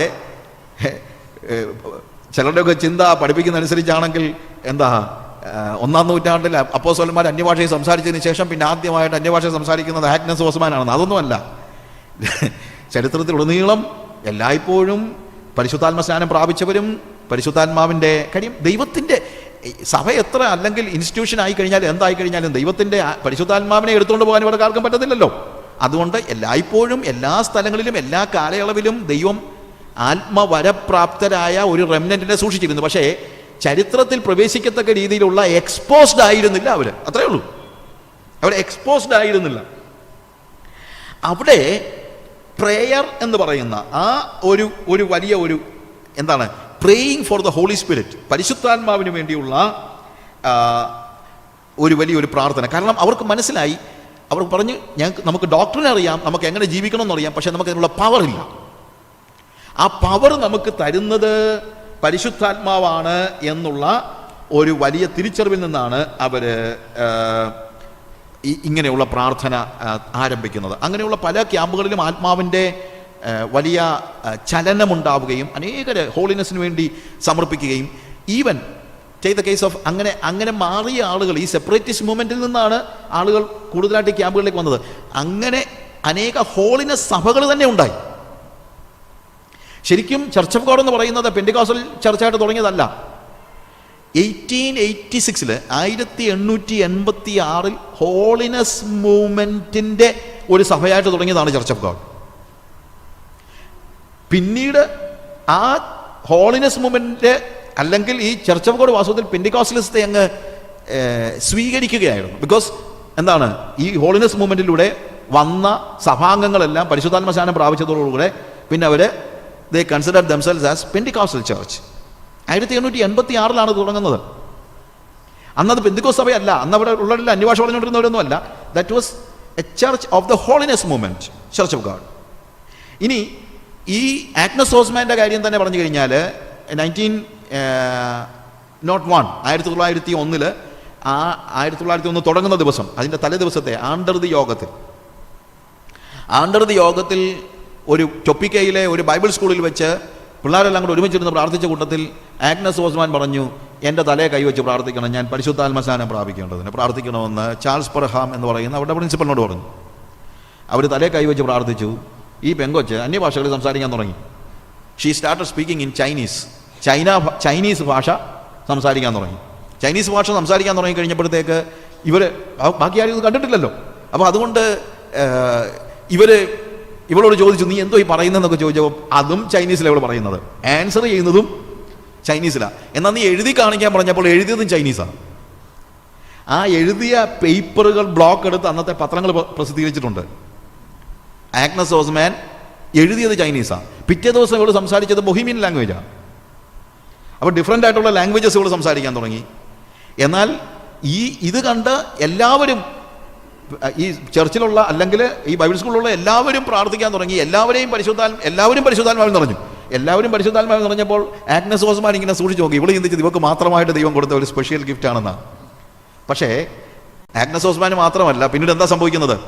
ഇതൊരു വലിയ വളർച്ചയാണ്. അങ്ങനെ ആ ചാൾസ് പെർഹാമിൻ്റെ ബൈബിൾ സ്കൂളിൽ നിന്ന് പുറത്തിറങ്ങിയ വില്യം ജെ സെയ്മൂറാണ് അസൂസ സ്ട്രീറ്റിൽ ഒരു ഉണർവ് യോഗം തുടങ്ങുന്നത്. ഒരു ഉണർവ് യോഗം തുടങ്ങണമെന്ന് തുടങ്ങിയൊന്നുമല്ല, അവിടെ വില്യം ജെ സെയ്മൂർ പ്രസംഗിച്ചു തുടങ്ങി. ആളുകൾ വന്നു, പരിശുദ്ധാത്മ സ്നാനം പ്രാപിച്ചു. പിന്നെന്താ സംഭവിക്കുന്നത് ചോദിച്ചു കഴിഞ്ഞാൽ പുതിയ പുതിയ ആൾക്കാർ വരാൻ തുടങ്ങി. യോഗം ഒന്നും നിർത്താൻ പറ്റുന്നില്ല. അതായത് ഒരു ഗ്രൂപ്പ് അങ്ങോട്ട് പോകുമ്പോഴത്തേക്ക് പുതിയ ഗ്രൂപ്പ് വരാൻ തുടങ്ങി, പുതിയ ഗ്രൂപ്പ് അങ്ങോട്ട് പോകുമ്പോഴത്തേക്ക് പുതിയ ആൾക്കാർ വരാൻ തുടങ്ങി. അങ്ങനെ നൂറുകണക്കിന് ആയിരക്കണക്കിന് ആളുകൾ അവിടെ വന്നു. അസൂസ സ്ട്രീറ്റിൽ ഒരു ബിൽഡിങ്ങിൽ അവർ തുടങ്ങിയ മീറ്റിംഗ് 3.5 വർഷം കണ്ടിന്യൂ ചെയ്തെന്നാണ് പറയുന്നത്. 3.5 years. അങ്ങനെ അസൂസ സ്ട്രീറ്റിൽ നിന്ന് ആളുകൾ ലോകത്തിൻ്റെ വിവിധ സ്ഥലങ്ങളിലേക്ക് കടന്നുപോയി. യൂറോപ്പിൻ്റെ ഈവൻ സ്കാൻഡിനേവിയൻ കൺട്രീസിൽ നിന്നും എല്ലാ ലോകത്തിൻ്റെ വിവിധ സ്ഥലങ്ങളിൽ നിന്നുള്ള ആളുകൾ, അമേരിക്കയിൽ നിന്നും ഒക്കെ ആളുകൾ ലോസ് ഏഞ്ചലസിലെ ഈ അസൂസ സ്ട്രീറ്റിലേക്ക് വന്ന് ഈ മീറ്റിങ്ങിൽ പങ്കെടുക്കുകയും ഈ കറുത്ത പ്രസംഗകൻ, ഈ was A black holiness preacher, അവൻ്റെ ആ വില്യം ജെ സെയ്മൂറിൻ്റെ ആ ഉണർവ് യോഗത്തിൽ വന്ന് പങ്കെടുത്ത് ആത്മസ്നാനം പ്രാപിച്ച സാഹിബന്മാർ മിഷനറീസ് ആയിട്ട് ലോകത്തിൻ്റെ വിവിധ സ്ഥലങ്ങളിലേക്ക് പോയി. ഇന്ത്യയിലേക്കും വന്നു, ആഫ്രിക്കയിലേക്കും പോയി, ലോകത്തിൻ്റെ എല്ലാ സ്ഥലങ്ങളിലേക്കും പോയി. അവിടെ എല്ലാം അവർ ഈ പെന്തിക്കോസ്ത് ഉണർവിൻ്റെ പ്രചാരകരായി സുവിശേഷം അറിയിച്ചു. അനേക സ്ഥലങ്ങളിൽ ആളുകൾ ആത്മസ്നാനം പ്രാപിച്ചു. ആത്മസ്നാനം പ്രാപിച്ചു കഴിഞ്ഞപ്പോഴത്തേക്ക് ഈ ആളുകൾ പിന്നെ അവർക്ക് 2 കാര്യങ്ങൾ സംഭവിച്ചു. ഒന്ന്, ഈ ഇൻസ്റ്റിറ്റ്യൂഷണലൈസ്ഡ് ചർച്ചസിൽ ഇവർക്ക് പിന്നീട് ഒരു സ്ഥാനമില്ലാതെയായി. That's what happen. പല സമയത്തും ഉണ്ടാകുന്ന ഒരു പ്രോബ്ലം അതാണല്ലോ. പരിശുദ്ധാത്മ സ്നാനം പ്രാപിച്ചു കഴിയുമ്പോഴത്തേക്ക് പിന്നീട് ഇൻസ്റ്റിറ്റ്യൂഷണലൈസ്ഡ് ചർച്ചസിൽ അല്ലെങ്കിൽ ട്രഡീഷണൽ ചർച്ചസിൽ നമ്മളെ ഉൾക്കൊള്ളാനായിട്ട് ബുദ്ധിമുട്ടുണ്ടാകുന്നു. നമ്മളെ ഉൾക്കൊള്ളാൻ ബുദ്ധിമുട്ടുണ്ടായപ്പോൾ അവർ നമ്മളെ പുറത്താക്കിയില്ലെങ്കിൽ കുറച്ച് കഴിയുമ്പോൾ അവരെ ഉൾക്കൊള്ളാൻ നമുക്ക് ബുദ്ധിമുട്ടായി നമ്മൾ പുറത്തു പോകുന്നു. ഇതിൽ ഏതെങ്കിലും ഒന്നാണ് സംഭവിക്കുന്നത്. ഒന്നുകിൽ നമ്മളെ അവർ പുറത്താക്കി, അല്ലെങ്കിൽ നമ്മൾ പുറത്ത് പോന്നു. അപ്പോൾ അവർക്ക് ദേ നീഡഡ് ചർച്ച്. സോ അവർ എല്ലായിടത്തും ലോക്കൽ ചർച്ചസ് ഉണ്ടാക്കി വേദപുസ്തകത്തിൻ്റെ അടിസ്ഥാനത്തിൽ. It was easy for dum. എന്തുകൊണ്ടാണെന്ന് ചോദിച്ചു കഴിഞ്ഞാൽ അവർക്ക് ലീഡർഷിപ്പ് കൊടുത്ത പല ആളുകളും ഹോളിനെസ് മൂവ്മെന്റിൽ നിന്ന് വന്നവരാണ്. ഹോളിനെസ് മൂവ്മെന്റിലുള്ളവർ ശരിക്കും അവരുടെ പശ്ചാത്തലം സെപ്പറേറ്റിസ്റ്റ് മൂവ്മെന്റിൽ നിന്നാണ്. സെപ്പറേറ്റിസ്റ്റ് മൂവ്മെന്റ് ആയതുകൊണ്ട് ഇൻസ്റ്റിറ്റ്യൂഷണലൈസ്ഡ് ചർച്ചസിനോടുള്ള ആഭിമുഖ്യം അവർക്കില്ല. അവർക്ക് it was easy for them to start a local church. കാര്യം അവരുടെ ട്രെയിനിങ് അതാണ്, അവർ വന്ന സാഹചര്യം അതാണ്. അതുകൊണ്ട് ചെറിയ ചെറിയ കോൺഗ്രിഗേഷൻസ് ലോകത്തിൻ്റെ വിവിധ സ്ഥലങ്ങളിലുണ്ടായി. അമേരിക്കയിലും ഉണ്ടായി. അമേരിക്കയിലെ പല സ്ഥലങ്ങളിലും പെന്തിക്കോസ് ഉണർവ് വ്യാപിച്ച സ്ഥലങ്ങളിലൊക്കെ പുതിയ പുതിയ ചെറിയ ചെറിയ സഭകളുണ്ടായി. അങ്ങനെ ഈ സഭകൾ മുന്നോട്ട് വന്നു കഴിഞ്ഞപ്പോൾ എന്താ സംഭവിക്കുന്നത് ചോദിച്ചു കഴിഞ്ഞാൽ അവരെല്ലാവരും കൂടെ ഒരുമിച്ച് കൂടി മീറ്റിങ്ങുകൾ നടത്താൻ തുടങ്ങി. ഈ സഭകളെല്ലാം കൂടെ, നമ്മുടെ മാസയോഗങ്ങൾ എന്നൊക്കെ പറയുന്ന പോലെ അങ്ങനെ മീറ്റിംഗ് പല സ്ഥലങ്ങളിലുള്ള സഭകളെല്ലാം കൂടെ ഒരുമിച്ച് കൂടി കഴിഞ്ഞപ്പോഴത്തേക്ക് അവർക്ക് മനസ്സിലായി ഇതൊരു അന്യോന്യമുള്ള സഹകരണം ആവശ്യമാണ് എന്ന് കണ്ട് അമേരിക്കയിലെ പെന്റിക്കോസ്റ്റൽ ചർച്ചസ് എല്ലാം എന്ന് പറഞ്ഞു കഴിഞ്ഞാൽ നല്ലൊരു ശതമാനം, ചർച്ച് ഓഫ് ഗോഡൊക്കെ അന്ന് വേറെ സഭയാണ്, എല്ലാം കൂടെ ഒരുമിച്ച് കൂടി 1914 തുടങ്ങിയതാണ് assemblies of God. Assemblies of God എന്ന് പറയാൻ തന്നെ കാര്യം അതാണ്. എന്നാന്ന് ചോദിച്ചു കഴിഞ്ഞാൽ അസംബ്ലികൾ പല സ്ഥലങ്ങളിലാണ്. എല്ലായിടത്തുമുള്ള ദൈവത്തിൻ്റെ അസംബ്ലികളെ ഒരുമിച്ച് കൂട്ടുന്ന ഒരു കൂട്ടിയിണക്കുന്ന ഒരു കണ്ണി എന്ന നിലയിലാണ് അസംബ്ലീസ് ഓഫ് ഗോഡ് തുടങ്ങുന്നത്. അതായത് അസംബ്ലീസ് ഓഫ് ഗോഡ് തുടങ്ങിയിട്ട് പലയിടത്തേക്ക് വ്യാപിച്ചതല്ല. ശരിക്കും പല സ്ഥലങ്ങളിൽ പെന്തിക്കോസ് ഉണർവ് ഉണ്ടായപ്പോൾ ഉണ്ടായ സഭകളെ ഒരുമിച്ച് ചേരുകയാണ്. പക്ഷേ അത് വലിയൊരു മിഷനറി മൂവ്മെൻ്റായി. കാര്യം ഈ അസംബ്ലീസ് ഓഫ് ഗോഡ് വളരെ ഈ പുതിയ അവർക്ക് ലഭിച്ച പുതിയ ആത്മാവിൻ്റെ പ്രകാശനങ്ങൾ ലോകത്തിൻ്റെ വിവിധ സ്ഥലങ്ങളിലേക്ക് എത്തിക്കാനുള്ള അഭിവാഞ്ചിയോടുകൂടെ ലോകത്തിൻ്റെ വിവിധ സ്ഥലങ്ങളിലേക്ക് മിഷനറിമാരെ അയക്കാൻ തുടങ്ങി. അതാണ് വാസ്തവത്തിൽ അസംബ്ലീസ് ഓഫ് ഗോഡിൻ്റെ രൂപീകരണത്തിനുണ്ടായ ഏറ്റവും പ്രാധാന്യമുള്ള അല്ലെങ്കിൽ ഏറ്റവും ഓർത്തിരിക്കേണ്ടതായ കാര്യം. അങ്ങനെയാണ് അസംബ്ലീസ് ഓഫ് ഗോഡ് ഒരു മിഷനറി മൂവ്മെൻ്റ് ആയിട്ട് ലോകത്തിൻ്റെ വിവിധ സ്ഥലങ്ങളിലേക്ക് പോകാൻ ഇടയായത്. അതേസമയം ചർച്ച് ഓഫ് ഗോഡ് ഒരു പെന്റിക്കോസ്റ്റൽ ചർച്ചായിട്ട് അവരങ്ങ് രൂപപ്പെടുകയായിരുന്നു. സ്കാൻഡിനേവിയൻ ചർച്ചസിലും സ്കാൻഡിനേവിയയിലും നോർവേയിലും ഒക്കെയുള്ള സഭകൾ വേറെ പേരിലാണ് അറിയപ്പെട്ടിരുന്നത്. അവർ അസംബ്ലീസ് ഓഫ് ഗോഡ് എന്നുള്ള പേരിലല്ല അവർ അറിയപ്പെട്ടിരുന്നത്. ഫിലദൽഫിയ ചർച്ച് എന്ന് പറഞ്ഞ് അന്നുണ്ടായിരുന്ന ചർച്ചസ്, ലെവി പത്രോസിൻ്റെയും മറ്റും സഭ. അങ്ങനെ ഞാൻ ഈ കാര്യങ്ങളെക്കുറിച്ചൊക്കെ കേരള പെന്തക്കോസ്ത് ചരിത്രം എന്ന് പറയുന്ന പുസ്തകത്തിൽ ഡിസ്ക്രൈബ് ചെയ്തിട്ടുണ്ട്. നിങ്ങൾക്കത് വായിക്കാൻ പറ്റും. അപ്പോൾ ഞാൻ പറഞ്ഞതെന്ന് ചോദിച്ചു കഴിഞ്ഞാൽ ഈ അസംബ്ലീസ് ഓഫ് ഗോഡിൻ്റെ ഈ ഡെവലപ്മെൻ്റ് ഉണ്ടായപ്പോൾ പിന്നീട് അത്യാവശ്യമായി വന്ന ഒരു കാര്യം എന്താണെന്ന് ചോദിച്ചാൽ അവർക്കൊരു ഉപദേശം വേണമായിരുന്നു. അതായത് വേദപുസ്തകത്തിൻ്റെ അടിസ്ഥാനത്തിൽ ഉപദേശം ആവശ്യം. എന്താണെന്ന് ചോദിച്ചു കഴിഞ്ഞാൽ ആത്മാവിൻ്റെ ഈ പ്രകാശനങ്ങൾ അല്ലെങ്കിൽ ഗിഫ്റ്റ് സാർവത്രികമായി യൂണിവേഴ്സലായി എല്ലായിടത്തും ആളുകൾ ആത്മാവിൽ നിറയുകയും ആത്മാവിൻ്റെ വരങ്ങൾ പ്രാപിക്കുകയും അങ്ങനെ ആത്മവരങ്ങൾ അല്ലെങ്കിൽ ആത്മനിറവ് പ്രാപിച്ചവരുടെ കൂട്ടായ്മകൾ ഉണ്ടാകുകയും ചെയ്തപ്പോൾ വെറുതെ ഇങ്ങനെ ഒരു കൂട്ടായ്മയായിട്ട് പോയ ഏതാണെങ്കിലും if it is A church, the church needs A doctrine. അത് അങ്ങനെയാണ് ഒരു പെന്തിക്കോസ്ത് ഉപദേശത്തിൻ്റെ പ്രത്യേകത ഉണ്ടാകുന്നത്. It was essential. Pentecostal doctrine ആവശ്യമായി വരുന്നത് അങ്ങനെ ഒരു സാഹചര്യത്തിലാണ്. പക്ഷെ അത് ഈസിയായിരുന്നു പറഞ്ഞു കഴിഞ്ഞാൽ പെന്തിക്കോസ്ത് വന്ന ആ വഴി നമ്മളൊന്ന് ആലോചിച്ച് കഴിഞ്ഞാൽ ഒരു ശക്തമായ ഉപദേശം ഉണ്ടാക്കാൻ അവർക്ക് യാതൊരു ബുദ്ധിമുട്ടുമില്ലായിരുന്നു. ഞാൻ പറഞ്ഞ് മനസ്സിലാക്കണം. ചിലപ്പോൾ ആളുകൾക്കൊക്കെ ഒരു ചിന്തയുണ്ട്, പെന്തിക്കോസുകാരെന്തുവാ അവർ കുറച്ച് അന്യഭാഷ പറയുന്നു, അവർക്കൊരു ഉപദേശമുണ്ടോ? അല്ലെങ്കിൽ പെന്തിക്കോസുകാർക്ക് തന്നെ ഒരു ചിന്തയുണ്ട്, നമ്മളിങ്ങനെ അന്യഭാഷ പറയുന്നതല്ലാതെ നമുക്ക് ശക്തമായൊരു ഉപദേശമില്ല, നമുക്കൊരു പാരമ്പര്യമില്ല, നമുക്കൊന്നുമില്ല, ഒരു അപകർഷതാബോധം. ഞാനൊരു പ്രാവശ്യം ഒരു തിയോളജിക്കൽ സെമിനാരിയിൽ ഉണ്ടായിരുന്ന സമയത്ത് അവിടെ റിസർച്ച് നടത്തുന്ന ഒരാൾ എന്നോട് പറഞ്ഞു, അച്ഛൻ നമ്മളൊക്കെ എന്തോ പറയാനാ, നമുക്ക് എന്തെങ്കിലും ഉപദേശമോ കാര്യങ്ങളോ വല്ലതും ഉണ്ടോ? നമ്മളൊക്കെ ഈ ഇവാഞ്ചലിക്കൽ തിയോളജിയും ഒക്കെ നമ്മളിങ്ങനെ ഫോളോ ചെയ്യുന്നെന്നുള്ളതല്ലാതെ വേറെ നമുക്കായിട്ട് എന്തെങ്കിലും ഉണ്ടോ? അതായത് നമ്മൾ ഇവരുടെയൊക്കെ ഉച്ഛിഷ്ടം ഭക്ഷിക്കുന്നു എന്നുള്ള നിലയിലാണ് ദൈവശാസ്ത്ര വിദ്യാർത്ഥികൾ പോലും കണക്കാക്കിയിരിക്കുന്നത്.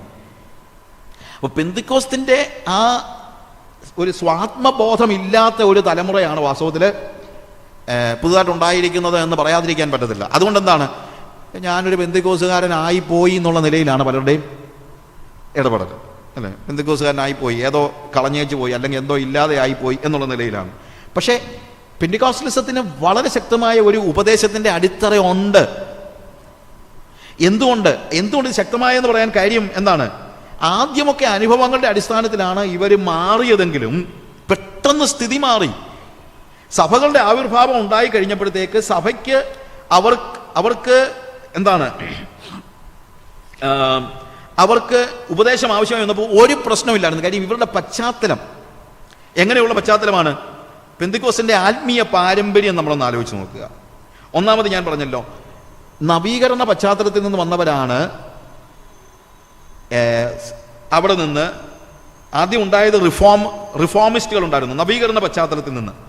അപ്പം നമ്മുടെ ഒന്നാമത് basically we are coming from എന്നാണ് ആദ്യം തൊട്ട് ആലോചിച്ച് കഴിഞ്ഞാൽ അപ്പോസ്തോലിക പാരമ്പര്യം തൊട്ടിങ്ങോട്ട് ചിന്തിച്ച് നോക്കിയാൽ അപ്പോസ്തോലിക പാരമ്പര്യം കഴിഞ്ഞിട്ട് ഒരു കാത്തലിക് ചർച്ചിൻ്റെ ഒരു ഇൻസ്റ്റിറ്റ്യൂഷണലൈസ്ഡ് ആയിപ്പോയെങ്കിലും അവിടെ നിന്ന് പിന്നീടുള്ള എല്ലാ വളർച്ചയുടെ ഘട്ടങ്ങളിലൂടെയും കടന്നുപോയിട്ടാണ് പെന്തിക്കോസ്ത് ഉണ്ടാകുന്നത്. അപ്പോൾ അതുകൊണ്ട് ഈ എല്ലാ വളർച്ചയുടെയും നല്ല വശങ്ങൾ പെന്തിക്കോസ്റ്റൽസിന് എടുക്കാമായിരുന്നു. It was easy for them. അതായത് ചരിത്രത്തിലുടനീളമുള്ള സഭയുടെ പല ട്രാൻസിഷൻസ് ഞാൻ പറഞ്ഞല്ലോ, ആ ട്രാൻസിഷൻസിലെ എല്ലാ സ്ഥലങ്ങളിലെയും നല്ല വശങ്ങൾ എടുക്കാൻ നമുക്ക് പറ്റുമായിരുന്നു. അങ്ങനെ അപ്പോസ്തോലിക് ബാക്ക്ഗ്രൗണ്ടിൽ നിന്ന് കാത്തലിക് ചർച്ചിലൂടെ റിഫോമിസ്റ്റുകൾ ഉണ്ടായി. ആ റിഫർമേഷൻ്റെ നല്ല വശങ്ങൾ അവരെടുത്തു.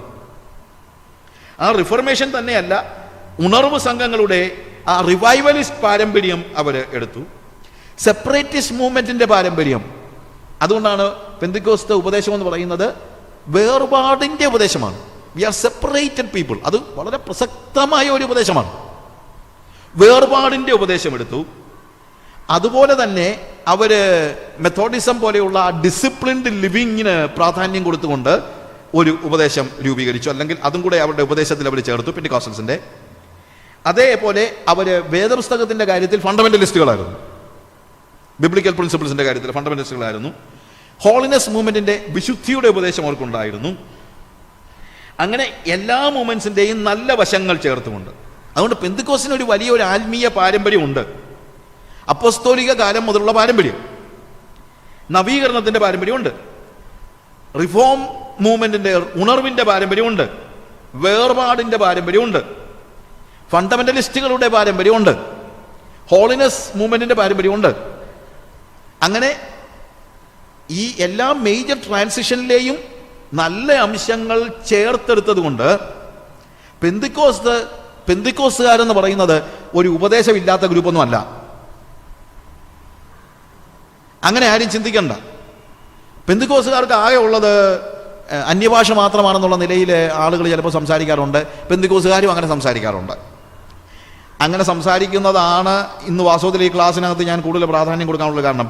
മറ്റുള്ളവരുടെ ചേഞ്ചിനേക്കാൾ എന്നെ വേദനിപ്പിക്കുന്നത് പെന്തിക്കോസ്തുകാരൻ്റെ ചേഞ്ചാണ്. അല്ലാതെ മറ്റുള്ളവരിപ്പോൾ നമ്മളെക്കുറിച്ച് എന്ത് വേണമെങ്കിലും പറഞ്ഞുകൊണ്ട്. പക്ഷേ പെന്തിക്കോസ്തുകാരൻ തന്നെ അങ്ങനെ പറയാൻ തുടങ്ങിക്കഴിഞ്ഞാലോ നമുക്കെന്തോ ബ്രദറെ വ്യത്യാസം എന്ന് ചോദിച്ചു കഴിഞ്ഞാൽ, നമുക്ക് ശക്തമായ ഒരു ഉപദേശമുണ്ട് പെന്തിക്കോസ്ത് സഭകൾക്ക്. അത് പക്ഷേ എന്താണെന്നുള്ളത് നല്ലൊരു ശതമാനം ആളുകൾക്കും അൽമായർക്ക് മാത്രമല്ല സഭാ നേതാക്കന്മാർക്ക് പോലും എന്താണ് പെന്തിക്കോസ്തിൻ്റെ ഉപദേശം എന്ന് ചോദിച്ചു കഴിഞ്ഞാൽ അറിയത്തില്ലെന്നുള്ളത് വേറെ കാര്യമാണ്. ഉപദേശമുണ്ട്, പക്ഷേ ആ ഉപദേശത്തെക്കുറിച്ച് നമ്മൾ പലപ്പോഴും അജ്ഞരാണ് എന്നുള്ളതാണ് നമ്മുടെ ഒരു വലിയ പ്രശ്നം. നമ്മുടെ മുൻഗാമികളായ റിഫോമിസ്റ്റ് ഗ്രൂപ്പുകളുടെയും റിവൈവലിസ്റ്റുകളുടെയും സെപ്പറേറ്റിസ്റ്റുകളുടെയും ഫണ്ടമെൻ്റലിസ്റ്റുകളുടെയും ഹോളിനെസ് മൂവ്മെൻറ്റിൻ്റെയും എല്ലാവരുടെയും അതിൻ്റെ എല്ലാ മഹിമകളോടും കൂടെ പരിശുദ്ധാത്മ വരങ്ങളുടെ പ്രകാശനങ്ങളും കൂടെ ചേർക്കുന്നതാണ് പെന്തക്കോസ്ത് ഉപദേശം. ബാക്കിയുള്ള എല്ലാ സഭയുടെ മേജർ ട്രാൻസിഷനിലെ എല്ലാ നല്ല അംശങ്ങളും അതിൻ്റെ കൂടെ നമുക്ക് എന്തും കൂടെ അഡീഷണലായിട്ട് കിട്ടി. പരിശുദ്ധാത്മാവിൻ്റെ വരങ്ങളുടെ പ്രകാശനങ്ങളും കൂടെ നമുക്ക് അഡീഷണലായിട്ട് കിട്ടി. എന്നാൽ അന്നും ഇന്നും ഉപദേശങ്ങളെ വലിയ ഗൗരവമായി എടുക്കാത്ത ഡിസിഡന്റ് ഗ്രൂപ്പുകൾ ഉണ്ടായിട്ടുണ്ട്.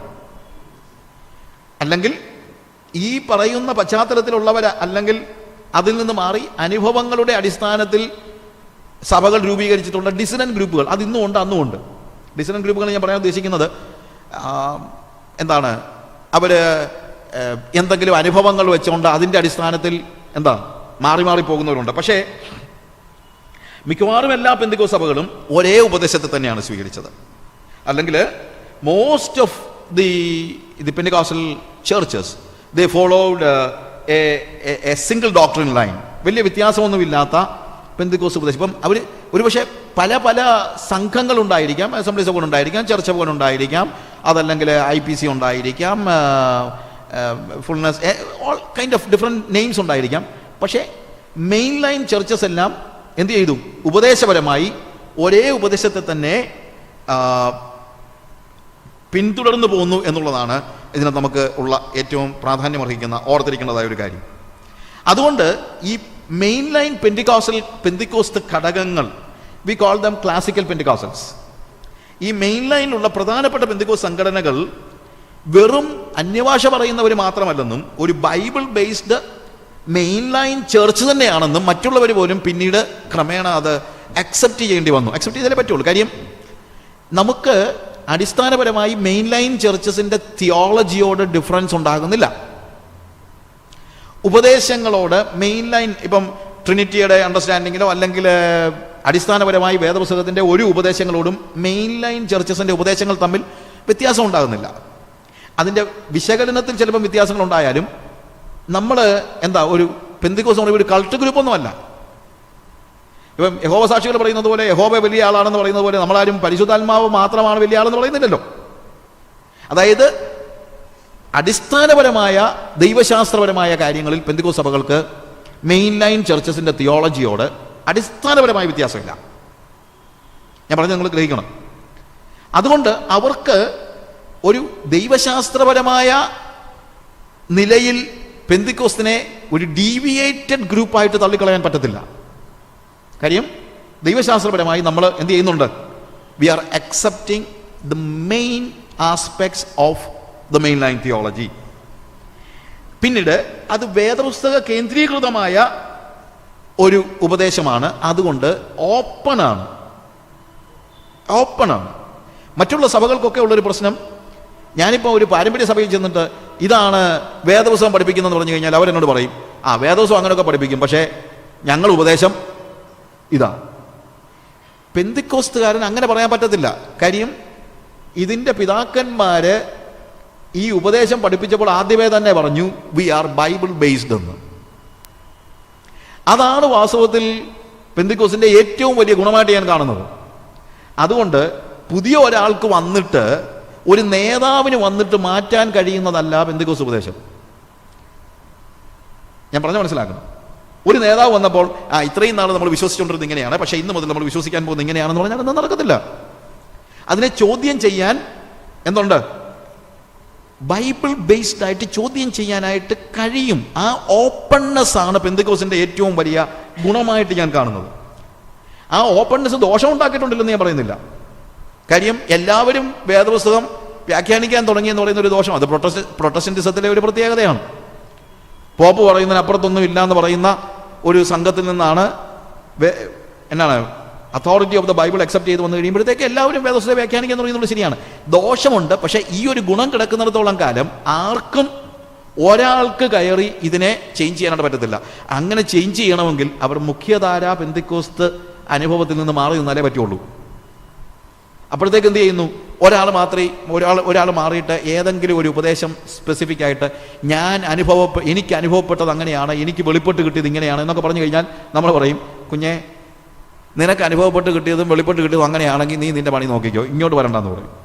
അത് പറയാൻ, അതുകൊണ്ടാണ് ബൈബിൾ ബേസ്ഡ് അല്ലാത്ത ഒരു ഉപദേശത്തിന് പെന്തിക്കോസിലേക്ക് കടന്നുകൂടാനായിട്ട് ബുദ്ധിമുട്ട്. കടന്നുകൂടിയാൽ അവരത് പെന്തിക്കോസാന്ന് പറയുമായിരിക്കും, പക്ഷേ മെയിൻലൈൻ ചർച്ചസിൽ അല്ലെങ്കിൽ മെയിൻലൈൻ ചർച്ചസ് ഫോളോ ചെയ്യുന്ന ഉപദേശം ബൈബിൾ ബേസ്ഡ് ആയതുകൊണ്ട് അതിന് വിപരീതമായ എന്തിനേയും ചോദ്യം ചെയ്യാനുള്ള ഓപ്പൺനെസ് നമുക്കുണ്ട്. അതൊരു വലിയ പ്ലസ് പോയിന്റ് ആയിട്ട് കിടക്കുകയാണ്. അതില്ലാതെ ആയാൽ ഞാൻ പെന്തിക്കോസിൽ കാണത്തില്ല. അതുള്ളിടത്തോളം കാലമേ എനിക്ക് പെന്തിക്കോസിൽ നിൽക്കാൻ പറ്റുള്ളൂ. കാര്യം ഏതെങ്കിലും ഒരു ലീഡർ വേദപുസ്തകത്തിന്റെ ഉപദേശത്തിന് അപ്പുറത്തായിട്ടൊരു കാര്യം പഠിപ്പിച്ചിട്ട് ഇതാണ് സത്യം, ഇത് വിശ്വസിച്ചാൽ പറ്റുമെന്ന് പറഞ്ഞു കഴിഞ്ഞാൽ എനിക്ക് പറ്റത്തില്ല. ആ ഓപ്പൺനെസ് അത് കിടക്കുന്നത് ഒരു വലിയ ഒരു പ്ലസ് പോയിന്റ് ആണ്. അതുകൊണ്ട് ഇടയ്ക്കിടയ്ക്കൊക്കെ ആരെങ്കിലുമൊക്കെ വന്ന് അതും ഇതൊക്കെ പറയുമ്പോഴത്തേക്ക് നിങ്ങൾ പേടിക്കേണ്ട കാര്യമൊന്നുമില്ല. എന്നാന്ന് ചോദിച്ചു കഴിഞ്ഞാൽ അതിനൊന്നും നിലനിൽപ്പില്ല. കാര്യം പെന്തിക്കോസ്ത് എന്ന് പറയുന്നത് എന്തിൽ മാത്രം, വേദപുസ്തക ഉപദേശങ്ങളിൽ മാത്രമേ ആളുകൾക്ക് അതുകൊണ്ടാണല്ലോ പലപ്പോഴും എന്തെങ്കിലും ഒരു പ്രശ്നം ഉണ്ടായിട്ടുണ്ടെങ്കിൽ തന്നെ വേദപുസ്തകം വെച്ചുകൊണ്ട് നമ്മൾ സംസാരിക്കുന്നത്. അപ്പോൾ ആ ഒരു പശ്ചാത്തലം നമുക്ക് ഒരു ക്ലാസിക്കൽ പെന്തിക്കോസ്റ്റൽ മൂവ്മെന്റ് അല്ലെങ്കിൽ ഒരു ബൈബിൾ ബേസ്ഡ് മെയിൻ ലൈൻ ചർച്ചായിട്ട് പെന്തിക്കോസ് രൂപപ്പെട്ടു എന്നുള്ളതാണ് നമുക്കുള്ള ഒരു വലിയ ഒരു പ്ലസ് പോയിന്റ് ആയിട്ട് നമ്മൾ കാണുന്നത്. അതിന്റെ അർത്ഥം പെന്തിക്കോസുകാർക്ക് അനുഭവങ്ങൾ മാത്രമല്ല, വചന കേന്ദ്രീകൃതമായ ഒരു ഉപദേശവുമുണ്ട് എന്നുള്ളത് നമ്മൾ മനസ്സിലാക്കണം. അപ്പൊ ഇതിനെ നമ്മൾ ആലോചിച്ച് കഴിഞ്ഞാൽ എന്താണ് പെന്തിക്കോസ് എന്ന് ചോദിച്ചാൽ, നവീകരണത്തിന്റെ ഉപദേശവും റിഫോമേഴ്സിൽ നിന്ന് നമ്മൾ സ്വീകരിച്ച നവീകരണത്തിന്റെ ഉപദേശവും റിവൈവൽ നായകരായിരുന്നവരിൽ നിന്ന് സ്വീകരിച്ചതായ ഉണർവിന്റെ ഉപദേശവും മെത്തോഡിസം പോലെ, അല്ലെങ്കിൽ ഞാൻ പറഞ്ഞ അതിന്റെ മൊത്തമായിട്ട് എടുക്കുകയല്ല, അതിന്റെ കോറായിട്ടുള്ള കാര്യങ്ങൾ. അപ്പം നവീകരണത്തിന്റെയും ഉണർവിന്റെയും ശിക്ഷണമുള്ള ഒരു ഡിസിപ്ലിൻഡ് ജീവിതത്തിന്റെയും വേർപാടിന്റെയും ഫണ്ടമെന്റലിസത്തിന്റെയും, അതായത് വചനത്തിൽ നിന്ന് അണുവിട പോലും വ്യതിചലിക്കാത്ത നിലപാടിന്റെയും വിശുദ്ധിയുടെയും അപ്പോസ്തോലിക അനുഭവത്തിന്റെയും ആത്മനിറവിന്റെ ജീവിതത്തിന്റെയും ഒരു കൂട്ടാണ് ശരിക്കും പറഞ്ഞാൽ എന്ത് പെന്തിക്കോസ് പറയുന്നത്. അപ്പൊ ഇതെല്ലാം കൂടാണ് പെന്തിക്കോസ്. ഇതിനെ ഒരിക്കലും നമ്മൾ സെപ്പറേറ്റ് ചെയ്യാനായിട്ട് പാടില്ല. അതിനെ സെപ്പറേറ്റ് ചെയ്യാൻ ആരെങ്കിലും ഒരാൾ നമ്മുടെ സഭകളിൽ പരിശ്രമിച്ചാൽ, സഭകളിൽ ധാരാളം ആളുകൾ അതിനകത്ത് ഉപദേശം മാത്രമല്ല, ഈ പറഞ്ഞ ഉപദേശങ്ങൾ, വിശുദ്ധി, അപ്പോസ്തോലിക അനുഭവം, അതിനെ നമുക്ക് മാറ്റി നിർത്താനായിട്ട് പറ്റത്തില്ല. ഉപദേശം മാത്രം പോരാ, ആത്മനിറവിന്റെ ജീവിതം, ഇതെല്ലാം കൂടെ കൂടുമ്പോഴേ പെന്തിക്കോസ് ആകുന്നുള്ളൂ. വളരെ സൗണ്ടായിട്ടുള്ള ഒരു ഡോക്ട്രിൻ കൊണ്ട് മാത്രം ഒരാൾ പെന്തിക്കോസുകാരനാകത്തില്ല. അങ്ങനെ ചിന്തിക്കരുത്. നല്ലൊരു ഡോക്ട്രിൻ ഉണ്ടെങ്കിൽ ഒരു സെപ്പറേറ്റിസ്റ്റ് ആകാനായിട്ട് പറ്റുമായിരിക്കും, ഒരു വേർപെട്ട സംഘത്തിന്റെ അംഗമാകാൻ പറ്റുമായിരിക്കും. പക്ഷേ നല്ലൊരു ഉപദേശം കൊണ്ട് മാത്രം ഒരാൾക്ക് എന്താകാൻ പറ്റത്തില്ല. നമ്മൾ പറയുന്ന പോലെ പെന്തിക്കോസ്തുകാരനാകണമെങ്കിൽ അവൻ എന്തും കൂടെ വേണം. അതിന്റെ കൂട്ടത്തിൽ അപ്പോസ്തോലികമായ അനുഭവം വേണം, ആത്മനിറവിന്റെ ജീവിതം വേണം. ഞാൻ ഈ ആത്മധർമ്മിൻ്റെ ജീവിതത്തെക്കുറിച്ച് മറ്റേ CD-യിൽ അതിനെക്കുറിച്ച് കുറച്ചുകൂടെ വ്യക്തമായിട്ട് ഞാൻ ഡിസ്ക്രൈബ് ചെയ്തിട്ടുണ്ട്. ഇങ്ങനെ ഈ നൂറ്റാണ്ടിൻ്റെ ആദ്യത്തെ ദശകങ്ങളിൽ പെന്തിക്കോസ്ത് വളരെ പ്രസക്തമായ ഉപദേശ അടിത്തറയുള്ള അനുഭവമുള്ള ഒരു ഗ്രൂപ്പായിട്ട് വളർന്നു വരുമ്പോഴാണ് കരിസ്മാറ്റിക് പ്രസ്ഥാനം ഉണ്ടാകുന്നത്. ഞാൻ പറഞ്ഞല്ലോ, ഇതിനെ നമ്മുടെ ഈ പെന്തിക്കോസ്തിൻ്റെ ഉപദേശത്തെയും അപ്പോസ്തോലിക അനുഭവത്തെയും ജീവിതത്തെയും, ഉപദേശത്തെയും അനുഭവത്തെയും ജീവിതത്തെയും ഒന്നിനെയും നമുക്ക് എന്ത് ചെയ്യാൻ പറ്റത്തില്ല, കട്ട് ചെയ്ത് മാറ്റാനായിട്ട് കഴിയത്തില്ല. ഞാൻ ഈ പറയുമ്പോഴെല്ലാം എൻ്റെ മനസ്സിലുള്ള ഒരു കാര്യമുണ്ട്. ഇന്ന് ഈ അനുഭവത്തിൻ്റെ ലെവലിൽ മാത്രം നിൽക്കുന്ന പല ആധുനിക അല്ലെങ്കിൽ പുതിയ സഭകളുമുണ്ട്. അതൊക്കെ വാസ്തവത്തിൽ ഡീവിയേഷനാണ്. ഏതെങ്കിലും ഒന്നിന് പ്രാധാന്യം കൊടുക്കുമ്പോൾ ഡീവിയേഷനാണ് ഉണ്ടാകുന്നത്. അതുകൊണ്ടാണ് നമ്മൾ ഈ പെൻഡുലത്തിൻ്റെ ഉദാഹരണം ഞാൻ പറഞ്ഞത്. അങ്ങോട്ടും ഇങ്ങോട്ടും കിടന്ന് ആടുന്നതല്ല പെന്തിക്കോസ്ത് എന്ന് പറയുന്നത്. എന്ത്? അതിനൊരു നിയന്ത്രിതമായ ഒരു നിയതമായ ഒരു ഒരു സ്റ്റാൻഡേർഡ് ഉണ്ട്, ഒരു ഡോക്ട്രിനൽ സ്റ്റാൻഡ് ഉണ്ട്. ഡോക്ട്രിൻ മാത്രം എടുത്ത ഒരാൾക്ക് പെന്തിക്കോസ്തുകാരനാകാൻ പറ്റത്തില്ല. അനുഭവം മാത്രം എടുത്ത ഒരാൾക്ക് പെന്തിക്കോസ്തുകാരനാകാൻ പറ്റത്തില്ല. ജീവിതം മാത്രം എടുത്ത ഒരാൾക്ക് പെന്തിക്കോസ്തുകാരനാകാൻ പറ്റത്തില്ല. ഡോക്ട്രിനും അനുഭവവും ജീവിതവും ഒരുമിച്ച് ചേരുമ്പോൾ മാത്രമേ ഒരാൾക്ക് ഈ പെന്റിക്കോസ്റ്റൽ ലെവലിലേക്ക് വരാനായിട്ട് കഴിയത്തുള്ളൂ എന്നുള്ളത് നമ്മൾ ആലോചിക്കണം, നമ്മൾ മനസ്സിലാക്കണം. കരിസ്മാറ്റിക് പ്രസ്ഥാനത്തിൻ്റെ പ്രശ്നം എന്താണ്? പ്രത്യേകിച്ചും കത്തോലിക്ക സഭ പോലെയുള്ള പാരമ്പര്യ സഭകളിൽ നിന്നാണ് കരിസ്മാറ്റിക് പ്രസ്ഥാനം ഉണ്ടാകുന്നത്. കത്തോലിക്ക സഭയുടെ അല്ലെങ്കിൽ ഈ പാരമ്പര്യ സഭകളുടെ ഒരു പെന്തിക്കോസ്ത് അനുകരണമാണ് ശരിക്കും കരിസ്മാറ്റിക് മുന്നേറ്റം എന്ന് പറയുന്നത്. നമ്മൾ കത്തോലിക്കരെ അനുകരിക്കുന്നതല്ല, കത്തോലിക്കർ ആരെ അനുകരിക്കാൻ തുടങ്ങി? ഇവിടെ എല്ലാവരും അനുകരിക്കാനാണ് ഇപ്പം നോക്കുന്നത്. പാരമ്പര്യ സഭകളെ അനുകരിക്കാനാണ് ഇന്ന് പെന്തിക്കോസ്ത് സഭകൾ നോക്കുന്നത്. പക്ഷേ നമ്മളൊരു കാര്യം മനസ്സിലാക്കണം, കരിസ്മാറ്റിക് മൂവ്മെന്റ് എന്ന് പറയുന്നത് എന്തായിരുന്നു? കത്തോലിക്ക സഭയുടെ അല്ലെങ്കിൽ കത്തോലിക്കരായ ആളുകളുടെ പെന്തിക്കോസ്ത് അനുകരണമാണ്. പക്ഷേ പെന്തിക്കോസ്ത് അനുകരണം എന്ന് പറയുമ്പോൾ അല്ലെങ്കിൽ അവർ അനുകരിക്കാൻ തയ്യാറാകുന്നത് തന്നെ എന്തുകൊണ്ടാണ്? 5-6 ദശകങ്ങൾ കൊണ്ട് പെന്തിക്കോസ്തുകാരെ അത്രയ്ക്കും സ്വാധീനമുള്ളവരായി തീർന്നത് കൊണ്ടാണല്ലോ. നമ്മൾ സ്വാധീനമുള്ളവരാണല്ലോ അനുകരിക്കുന്നത്. കത്തോലിക്ക സഭ മനസ്സിലാക്കി, അല്ലെങ്കിൽ കത്തോലിക്ക സഭയ്ക്ക് ഇങ്ങനെ ഒരു അനുകരണം ആവശ്യമായി വന്നു. കാരണം പരിശുദ്ധാത്മാവിൻ്റെ പ്രവർത്തനം മുഖേന എന്തുണ്ടാകുന്നു? അത്രയ്ക്കും ഇൻഫ്ലുവൻസ് വ്യക്തികളിൽ ഉണ്ടാകുന്നതിൻ്റെ, സഭകളിൽ ഉണ്ടാകുന്നതിൻ്റെ ഡിഫറൻസ് മനസ്സിലാക്കി കഴിഞ്ഞപ്പോൾ കത്തോലിക്കർക്ക് ഒരു പെന്തിക്കോസ്ത് അനുകരണം ആവശ്യമായിട്ട് വന്നു. അതുകൊണ്ട് ഈ അനുകരണം തിരിച്ചുണ്ടാകരുത്. എന്താ ഉണ്ടാകേണ്ടത്? ഇങ്ങോട്ട് അവർ അനുകരിക്കുകയാണ്. ഒരു പക്ഷേ നിങ്ങൾ ചോദിച്ചേക്കാം, അതൊരു നല്ല കാര്യമല്ലേ? അത്രയും വർഷങ്ങൾ കൊണ്ട് അതൊക്കെയാണല്ലോ നമ്മുടെ പ്രശ്നം. നമ്മുടെ പ്രശ്നം എന്ന് ചോദിച്ചു കഴിഞ്ഞാൽ, നമ്മളെ ഒരാൾ അനുകരിക്കുന്ന പറയുമ്പോഴത്തേക്ക് നമുക്ക് വലിയ ഒരു എന്താ എടാ, കത്തോലിക്കർ പോലും പെന്തിക്കോസ്തുകാരെ അനുകരിച്ചെന്ന് പറയുന്നത് വലിയൊരു ആനക്കാര്യമായിട്ടാ. ഞാൻ പറയുന്ന ആനക്കാര്യമായിട്ടല്ല. അവിടുത്തെ കാര്യം എന്ന് ചോദിച്ചു കഴിഞ്ഞാൽ, കരിസ്മാറ്റിക്കുകൾ അനുകരിച്ചത് പെന്തിക്കോസ്തുകാരുടെ പുറമേയുള്ള പ്രകടനങ്ങളെയാണ്, അല്ലാതെ ആന്തരികതയെ അല്ല. അതായത് പെന്തിക്കോസ്തുകാരുടെ അനുഭൂതിയുടെ തലങ്ങളാണ് അവരനുകരിച്ചത്, അല്ലാതെ പെന്തിക്കോസ്തിന്റെ ഉപദേശത്തെ അവരനുകരിച്ചില്ല, പെന്തിക്കോസ്തിന്റെ ജീവിതത്തെ അനുകരിച്ചില്ല. പെന്തിക്കോസ്തിന്റെ അനുഭൂതികളെ, അനുഭവങ്ങളെ എന്ന് പോലും പറയുന്നത് ശരിയല്ല, പെന്തിക്കോസ്തിന്റെ അനുഭൂതികളെയാണ് അവർ അനുകരിച്ചത്. കാരണം അവർ നോക്കിയപ്പോൾ കണ്ടത് ഈ അനുഭൂതികൾ മാത്രമാണ്. അതാണ് പെന്തിക്കോസ്തുകാരുടെ പ്രശ്നം. 60 കൊല്ലം കൊണ്ട് പെന്തിക്കോസ്തുകാര് അവരെ മനസ്സിലാക്കിയത് ഞങ്ങൾ അന്യഭാഷ പറയുന്നവരാണെന്നാണ്. അതിനപ്പുറത്ത് നമുക്ക് മനസ്സിലാക്കാൻ ശരിക്കും കഴിഞ്ഞിരുന്നെങ്കിൽ അവർ നമ്മളെ അനുകരിക്കാൻ പരിശ്രമിക്കത്തില്ലായിരുന്നു. കാര്യം അന്യഭാഷ അനുകരിക്കാൻ പറ്റും, ഉപദേശവും ജീവിതവും അനുകരിക്കുക എന്ന് പറയുന്നത് അത്ര എളുപ്പമുള്ള കാര്യമല്ല.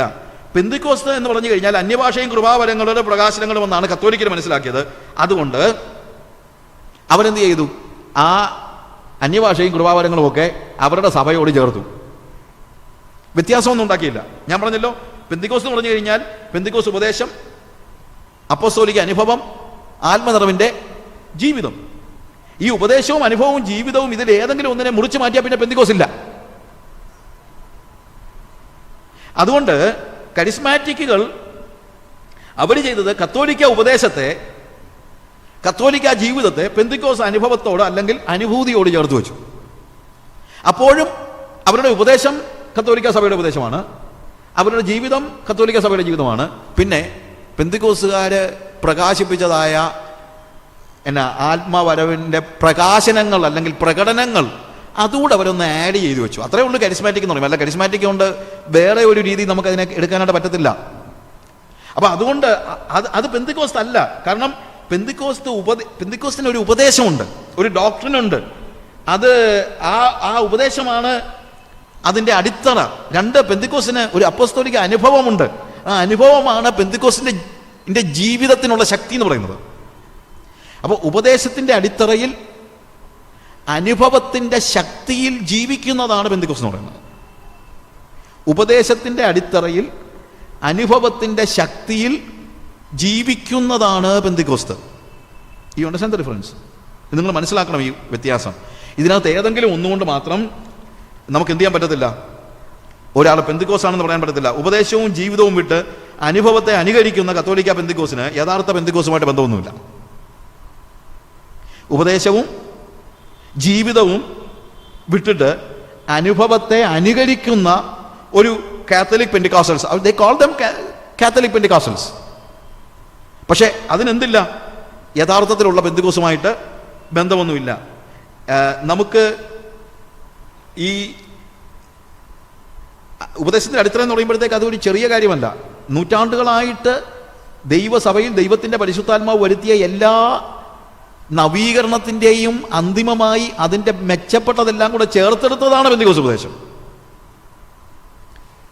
അപ്പോൾ അതിനകത്ത് നിന്ന് എന്താണ്, ഒരു ഇൻസ്റ്റിറ്റ്യൂഷണലൈസ്ഡ് ലെവലിൽ നിന്ന് നൂറ്റാണ്ടുകൾ കൊണ്ട് പരിശുദ്ധാത്മാവിനാൽ നയിക്കപ്പെട്ട ആളുകൾ വളർത്തിയെടുത്ത ഉപദേശത്തെ ഉപേക്ഷിച്ച് കളഞ്ഞിട്ട് പെട്ടെന്ന് തന്നെ അവരുടെ ആ നൂറ്റാണ്ടുകൾ പഴക്കമുള്ള അല്ലെങ്കിൽ അപ്പോസ്തോലികതയിൽ നിന്ന് പിന്മാറിപ്പോയ മറ്റൊരു ഉപദേശത്തോടു കൂടെ അനുഭൂതികളൂടെ ചേർത്ത് വെച്ചിട്ട് ഇതിനെ ലിങ്ക് ചെയ്യാനായിട്ട് നമുക്കൊരിക്കലും കഴിയത്തില്ല എന്നുള്ളത് നമ്മൾ മനസ്സിലാക്കണം.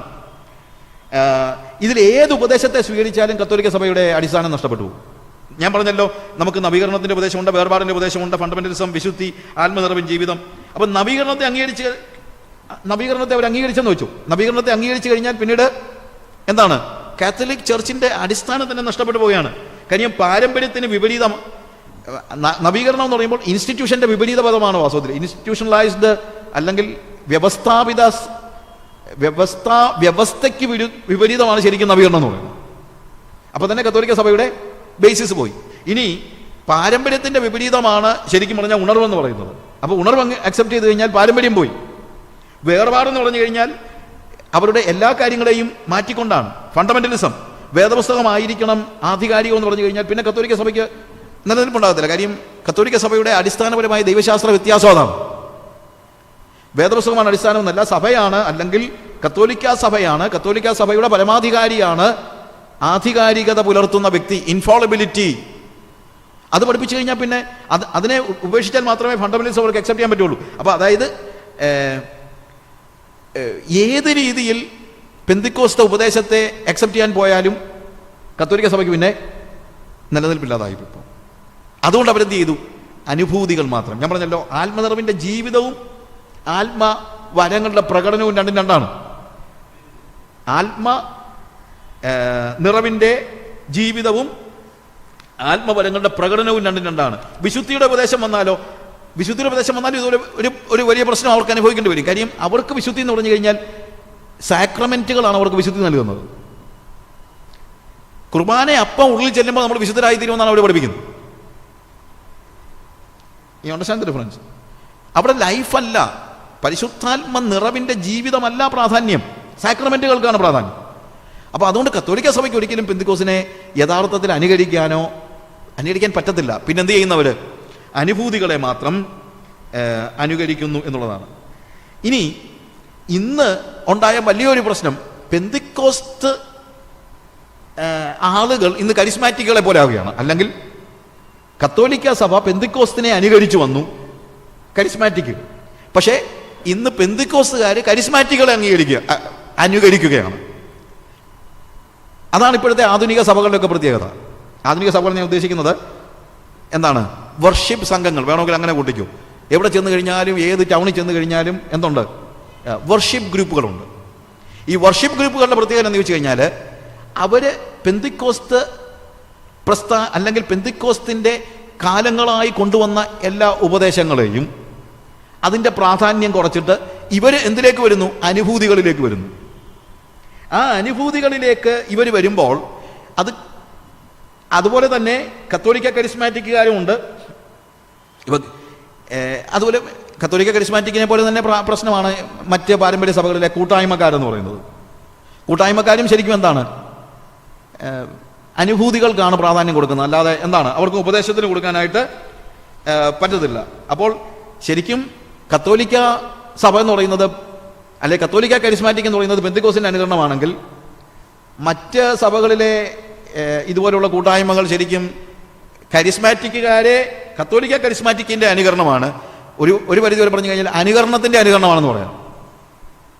എന്നാൽ പെന്തിക്കോസിലുണ്ടായ ഒരു കാര്യം എന്ന് ചോദിച്ചു കഴിഞ്ഞാൽ, ഈ ആത്മീയമായ പാരമ്പര്യം ഉദ്ദേശിക്കുന്നത് ഒരു പക്ഷേ CD കേൾക്കുമ്പോഴൊക്കെ ആളുകൾ ചിന്തിക്കും, ഞാൻ അങ്ങനെ സാധാരണ രീതിയിൽ എൻ്റെ ഒരു CD-യിലും ഒരു സഭയും കുറ്റം പറയുന്ന ആളൊന്നുമല്ല. ഏതാ കത്തോലിക്ക സഭയും അതല്ല എൻ്റെ ജോലി, അതല്ല. അല്ലെങ്കിൽ സമുദായ സഭകളെല്ലാം കുറ്റം പറയാനായിട്ടൊന്നും അല്ല ദൈവം എന്നെ വിളിച്ചിരിക്കുന്നത്. പക്ഷേ ഇവിടെ ഞാൻ ഇങ്ങനെ പറയാനുള്ള എങ്ങനെയെങ്കിലും തോന്നുന്നുണ്ടെങ്കിൽ അത് പറയാൻ തന്നെ ഒരു കാരണമുണ്ട്. ഞാൻ എല്ലായ്പ്പോഴും പരിശ്രമിച്ചിട്ടുള്ളത് പെന്തിക്കോസുകാരുടെ പാളിച്ചകളെ എടുത്തു പറയാനാണ്, അല്ലാതെ കത്തോലിക്ക സഭയുടെ പാളിച്ചകൾ പറയാനൊന്നും അല്ല ദൈവം എന്നെ വിളിച്ചിരിക്കുന്നത്. എന്നെ വിളിച്ചിരിക്കുന്നത് ശരിക്കും പറഞ്ഞു കഴിഞ്ഞാൽ എൻ്റെ വിളി എന്ന് പറയുന്നത് നമ്മളുടെ ഇടയിലുള്ള പാളിച്ചകൾ എന്തൊക്കെയാണെന്ന് പറയാനാണ് ഞാൻ കൂടുതലും പരിശ്രമിച്ചിട്ടുള്ളത്. അതാണ് ഞാൻ എപ്പോഴും നോക്കുന്നതും. അത് പറയാൻ വന്നതിൻ്റെ കൂട്ടത്തിൽ ഈ ഡിഫറൻസ് ഒന്ന് മനസ്സിലാക്കാനായിട്ട് കത്തോലിക്ക സഭയുടെയോ മറ്റുള്ള പാരമ്പര്യ സഭകളുടെയോ കാര്യങ്ങൾ ഞാൻ പറഞ്ഞെന്നുള്ളതേ ഉള്ളൂ. വാസ്തവത്തിൽ പെന്തിക്കോസിൻ്റെ പാളിച്ചകൾ എന്ന് പറയുമ്പോൾ പെന്തിക്കോസിന് തുടക്കത്തിൽ ശക്തമായ ഒരു അടിത്തറ ഉണ്ടായിരുന്നു, ഒരു ഉപദേശം ഉണ്ടായിരുന്നു, ആത്മീയമായ ഒരു പാരമ്പര്യം ഉണ്ടായിരുന്നു. ആത്മീയമായ പാരമ്പര്യം, മറ്റു പാരമ്പര്യമാണ് ഉദ്ദേശിക്കുന്നത്. എന്ത് പാരമ്പര്യം? റിഫോമിസ്റ്റ് പാരമ്പര്യം ഉണ്ടായിരുന്നു, റിവൈവലിസ്റ്റ് പാരമ്പര്യം ഉണ്ടായിരുന്നു, സെപ്പറേറ്റിസ്റ്റ് മൂവ്മെന്റിന്റെ പാരമ്പര്യം ഉണ്ടായിരുന്നു, ഫണ്ടമെന്റലിസ്റ്റുകളുടെ പാരമ്പര്യം ഉണ്ടായിരുന്നു, ഹോളിനെസ് മൂവ്മെന്റിന്റെ പാരമ്പര്യം ഉണ്ടായിരുന്നു. പാരമ്പര്യം എന്ന് ഉദ്ദേശിക്കുന്നത് തെറ്റിദ്ധരിക്കരുത്, ട്രഡീഷൻ. ഉപദേശവും പാരമ്പര്യവും അപ്പോസ്തലിക ജീവിതത്തിന് അനുഭവം ഉണ്ടായിരുന്നു, ആത്മനിറവിന്റെ ജീവിതം ഉണ്ടായിരുന്നു. എന്നാൽ ക്രമേണ പെന്തിക്കോസിൽ നിന്ന് ഇത് പലതും അങ്ങ് ചോർന്നു പോകാൻ തുടങ്ങി. അപ്പോൾ അവിടെ